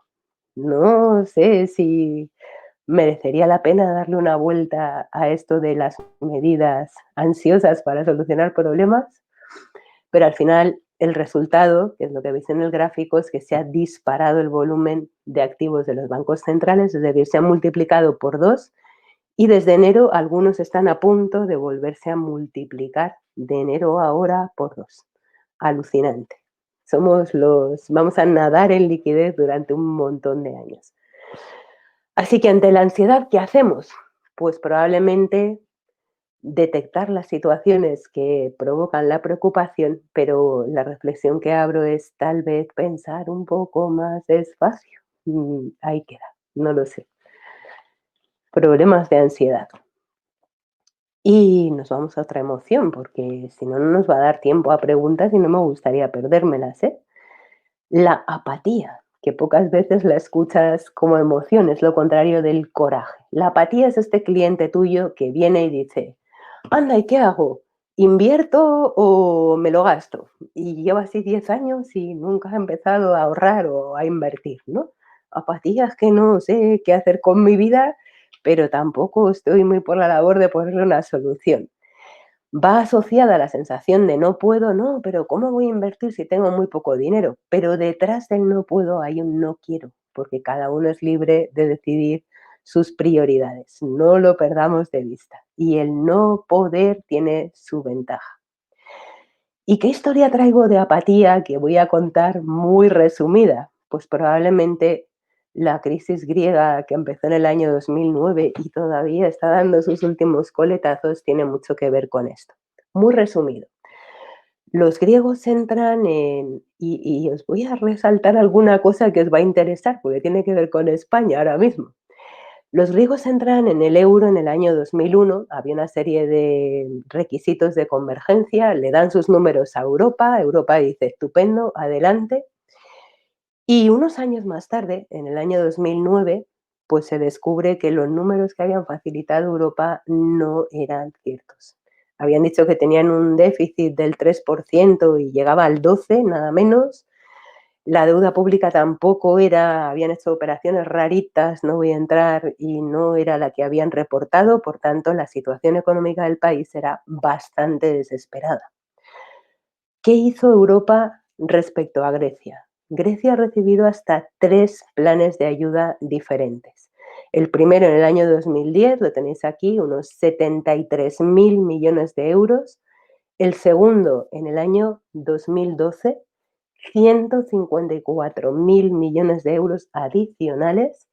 Y el tercer programa en el 2015, que es cuando estuvo a punto de salir del euro, le llamaban el Grexit, por paralelismo con el Brexit, de 62.000 millones de euros. Es decir, en total, las ayudas que Europa ha facilitado a Grecia son de hasta 290.000, casi 290.000 millones de euros. Casi todos, o gran parte de estas ayudas, unos 200.000 millones, han salido del Fondo de Ayuda Europea, del famoso fondo que luego te vigila para ver si cumples los requisitos y vas a poder devolver el préstamo. Los griegos tienen desde el año 2009 a la Troika, al Banco Central Europeo, la Comisión Europea y el Fondo Monetario vigilando trimestralmente su economía a ver cómo va. ¿Por qué le llamamos historia de apatía?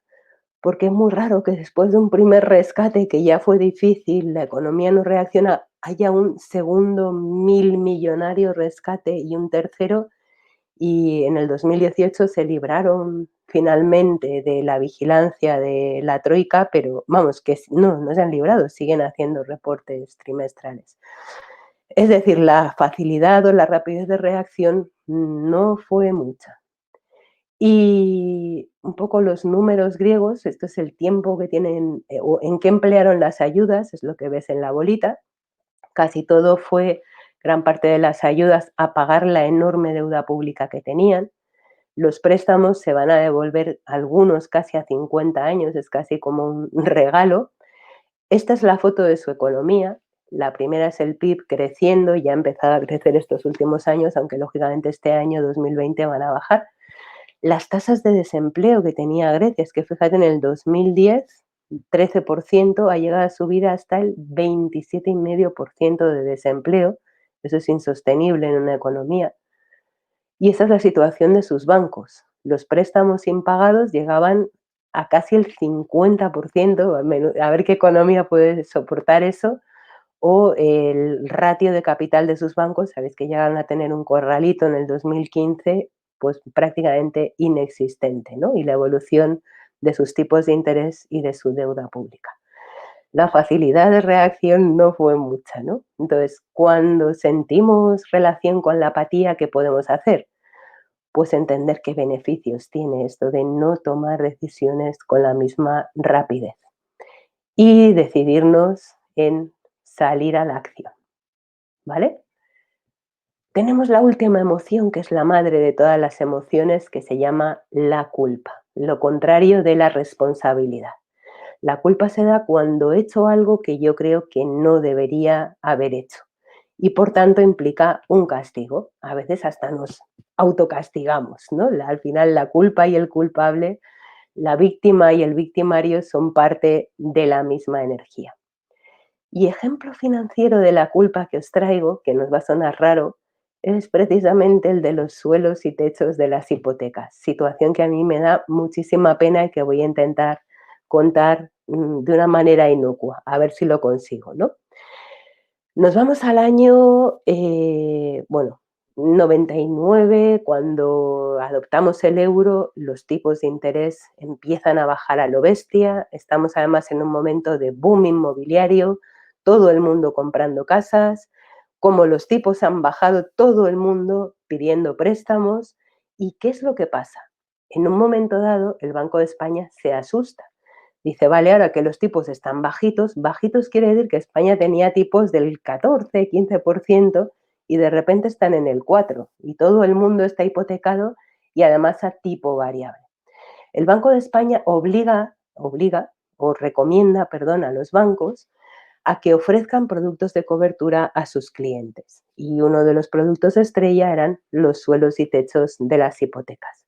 Dices, también podían haber dado hipotecas a tipo fijo. No voy a entrar en ello, pero no, porque las hipotecas a tipo fijo en aquel momento tenían un coste de cancelación. No podías cobrar más de un 2,5%. Y eso supone que el banco tenía un enorme riesgo de tipos de interés al dar este tipo de hipotecas. Por tanto, lo tenéis por aquí en el gráfico, casi todas las hipotecas eran a tipo variable, estos son los precios de la vivienda, el esfuerzo de las familias para comprar una vivienda. Lo que veis en la zona gris del dibujo son las hipotecas a tipo variable, es decir, casi el 100%, porque el tipo fijo, si no puedes cancelarlo cobrando una comisión fija pequeña, no lo puedes dar financieramente. Así que todas las hipotecas tenían su suelo y su techo. ¿Qué es lo que pasa? Los tipos de interés no suben, los tipos bajan. ¿Y qué ocurre cuando bajan los tipos de interés? Culpa y victimismo. Anda, pero si yo no me he leído esta cláusula de la hipoteca. Anda, sí, creo que si de todas las historias que hemos visto, probablemente donde más se nos ha ido la olla, hablando coloquialmente, es en esta. Porque resulta difícil pensar que no sabes lo que significa que, aunque tu hipoteca sea variable, cuando lleguen al 3% ya de ahí no baja, no sé, ¿no? Pero en cualquier caso, la pena es que la culpa y el victimismo no ha solucionado nada. Quiero decir, hemos tenido casos tan extremos como que una doctora de derecho mercantil recupera el dinero del suelo de su hipoteca. O sea, un abogado que le está explicando todos los días a sus clientes las hipotecas y las cláusulas que firman, no entiende lo que ha firmado cuando ha contratado esto. Y lo peor de todo es que a pesar de haber devuelto 2.254 millones por estos contratos, la banca no se ha solucionado el problema. O sea, la sensación de los clientes es, banco, tú eres el culpable, tú me quieres engañar. Y esto, a menos que hagamos las cosas de un modo un poco distinto, empecemos a contar distinta la historia, tiene difícil solución. ¿Qué solución tiene esto de la culpa y el victimismo? Quejarse creo que no, ¿verdad? Cuando nos quejamos no cambian las situaciones. Y lo de proyectar en otros nuestras inseguridades, decir, jo, es que yo no entiendo, tampoco es una buena solución. Probablemente aquí tenéis un papel importante, ¿no? La educación financiera nos puede ayudar a solventar este tipo de situaciones, a evitar que sea tan goloso el hacer el papel de víctima. El papel de víctima no mola nada, te hace perder completamente el control sobre la solución de tus problemas y eso no nos gusta. A mí por lo menos no me gusta, prefiero tomar las riendas yo. Así que con todo ello, ¿cómo llegamos al bienestar financiero? Bueno, pues lo primero es definir qué es esto del bienestar financiero, que está definido. Bienestar financiero compatible con la gestión emocional en el tema de las finanzas. Decimos, el bienestar financiero, según el organismo de consumo de Estados Unidos y la OCDE, dicen, es un estado en el que una persona puede hacer frente a sus obligaciones actuales, venideras, se siente seguro sobre su futuro financiero y es capaz de hacer elecciones que le permiten disfrutar de la vida. ¿A que suena fenomenal? ¿Vale? Bienestar financiero quiere decir sentir que tengo yo el control sobre mis finanzas y eso suena fenomenal. Y esto tiene que ver con conocimientos financieros, el tema de la educación financiera es tremendamente relevante, con comportamientos financieros, el saber ahorrar, planificar, pero también con actitudes. Y tal vez aquí es donde entran las emociones. ¿Qué actitudes tenemos para aprender a ahorrar? No entro en la situación que tienen, pero simplemente os digo, hay muchos estudios en el mundo, sobre todo en el mundo anglosajón, sobre el bienestar financiero de las familias, pero en general ni siquiera en la parte de resiliencia financiera, que es el estado anterior al bienestar, salimos bien en la foto. La mayor parte de la gente puede tener conocimientos, pero los comportamientos y actitudes respecto a las finanzas nos fallan, ¿no? No hay un grado de bienestar financiero muy alto en nuestro entorno. Así que siguiendo el mundo de las emociones y siguiendo el lugar donde aprendemos la mayor parte de nuestras emociones, los cuentos infantiles, os traigo como 7 recomendaciones que pueden ayudar en el camino hacia el bienestar financiero, relacionadas con el mundo de las emociones. Y la primera, os traigo el cuento del patito feo, es conócete a ti mismo. ¿Por qué es importante esto de conocerte? Tenéis una noticia en la parte de abajo, que es que desde que empezó el COVID ha empezado todo el mundo a invertir en bolsa, han abierto, esto es una noticia de Francia, pero han abierto 150.000 cuentas nuevas de valores de gente que nunca había invertido en bolsa. Yo tengo muchos amigos que están invirtiendo como locos porque ven a fulanito que está ganando y, vale, primero conócete, no sea que luego entres en el miedo, la ansiedad, ¿vale? Tienes que saber si eres un patito feo o un cisne antes de decidir qué haces, si volar o nadar. La segunda cuestión es, no te fíes, en vez del consejo de un extraño, como ocurre en Caperucita Roja, de un consejo extraño. Porque curiosamente, en la encuesta que publican el Banco de España y la CNMV sobre el comportamiento financiero de los españoles, el 33% de los que deciden comprar un producto financiero han recibido la recomendación de su familia o amiguetes, que a lo mejor no saben nada de finanzas. Entonces es interesante saber de quién nos podemos fiar antes de entrar en las emociones relacionadas con las finanzas, antes de tomar el consejo de un extraño. Uy, que hará un lobo feroz diciéndome cuál es el camino más corto, como Caperucita. El tercer consejo tiene que ver con el cuento del sastrecillo valiente. ¿Te acuerdas que era un sastrecillo que estaba aburrido una tarde y había moscas en la sastrería y con el cinto hizo ¡zasca! Y mató 7 de un golpe? Y se puso tan contento, lo ves ahí en la foto, que se grabó en su cinturón maté 7 de un golpe. Y la gente cuando le veía por la calle decía, anda, ha matado a 7 hombres de un solo golpe, ¿vale? Si no te fías, si no entiendes muy bien lo que te están contando, pregunta. Y os traigo, por ejemplo, la imagen de la cotización de Tesla. Esto es en julio, pero ha seguido subiendo, ¿no? Si no entendemos muy bien por qué sube una acción o un activo, pues casi mejor preguntamos Y si seguimos sin entender, mi recomendación es que no te lo compres. Aunque te hubieras perdido una buena subida, porque esto ha seguido subiendo, ¿no? Pero dices, si yo no entiendo, y yo soy una de las que no lo entiende y no quiero convencerte de lo contrario, ¿no? Porque una empresa que no ha cerrado ningún ejercicio en beneficios cotiza un PER de 1000 veces o ha crecido su cotización ha subido un 18.000% desde que salía a bolsa hace 10 años, dices. Y sus múltiplos son, o sea, valen más Tesla sola que todas las empresas grandes automovilísticas juntas. Dices, si yo no lo entiendo, generalmente pregunto, pero luego si no sigo sin entender, no invierto. El cuarto consejo tiene que ver con el cuento del traje del emperador. Este emperador ambicioso que se manda a hacer el traje más especial del mundo, se gasta un dineral en el traje y tantos meses después de que se lo dan, sale a pasearse con ese traje tan especial hecho de hilo de oro ante sus súbditos. Y ahí le ves en la foto en calzoncillos, porque el traje no existía. ¿Por qué desconfía de las modas? Que no te cuenten. O sea, yo creo que es importante entender, y tanto para ti como para tus clientes, ¿no? Esto es, ahora mismo os traigo aquí la foto de los hermanos Winklevoss, que son los que demandaron a Mark Zuckerberg por haberles robado Facebook, ganaron el pleito, y ahora están diciendo que quien invierta en bitcoins le va a ir mejor que si invirtiera en oro, que es el activo más seguro.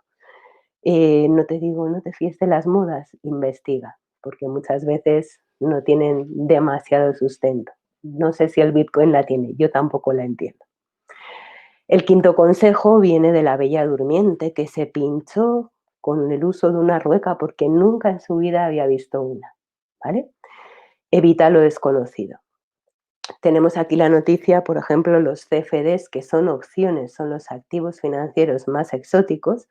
El 86% de los clientes pierde dinero. Yo he trabajado como directiva en la mesa de productos estructurados de un gran banco muchos años y nunca he invertido en CFDs a título particular. Los entiendo muy bien, pero entiendo que no es un producto probablemente para un inversor chiquitito, para un minorista. Solo una idea. La sexta es de la leyenda del rey Midas, el precio del oro. Para ser rico no es suficiente con que te toque la lotería. Además, tienes que entrenar, tienes que aprender y aprender a gestionar y planificar.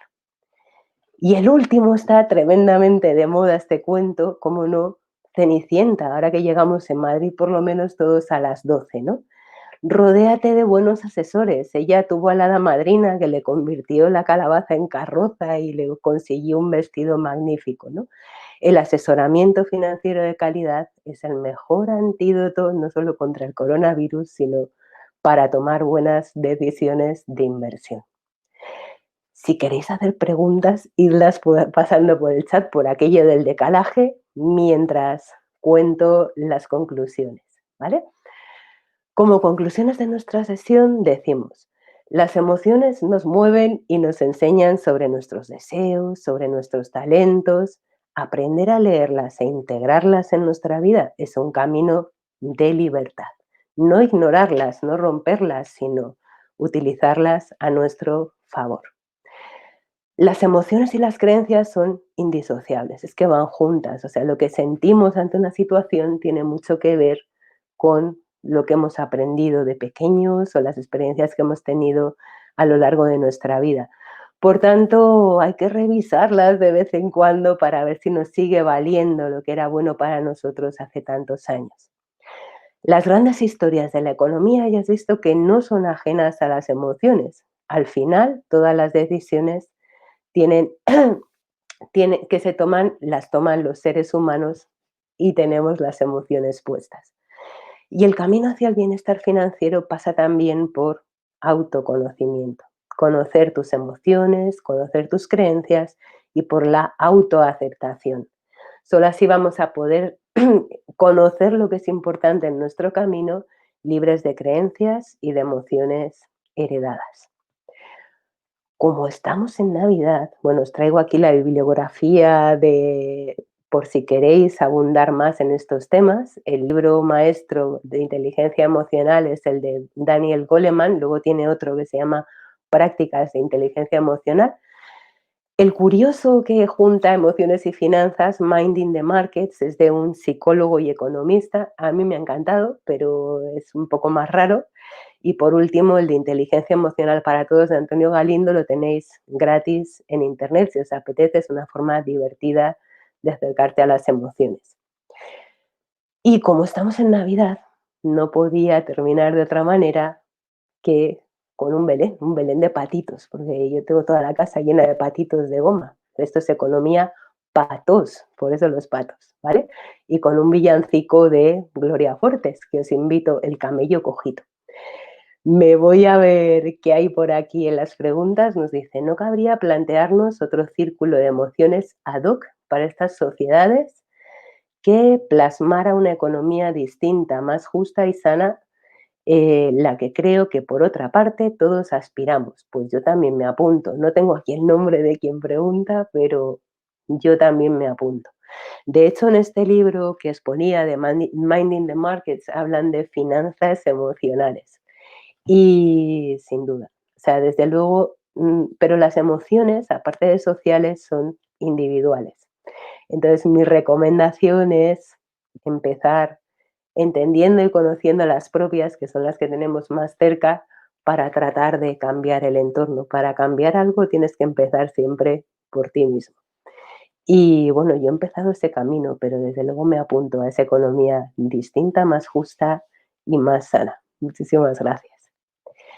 Y en mi recomendación navideña, si tenéis niños en casa, la poesía del camello cojito que tenéis aquí, la parte final, os la recomiendo también porque es bastante divertida. En vez de llegar los camellos, como siempre, a Belén con el oro, incienso y mirra, pues no, aquí el camello se pincha con un cardo, le dan vino, empieza a hipar el pobre camello, os voy a hacer el spoiler, pero yo no lo cuento con tanta gracia como Gloria Fuertes, y al final llegan al portal de Belén cabreadísimos los reyes con esa guarrería de camello que les han vendido.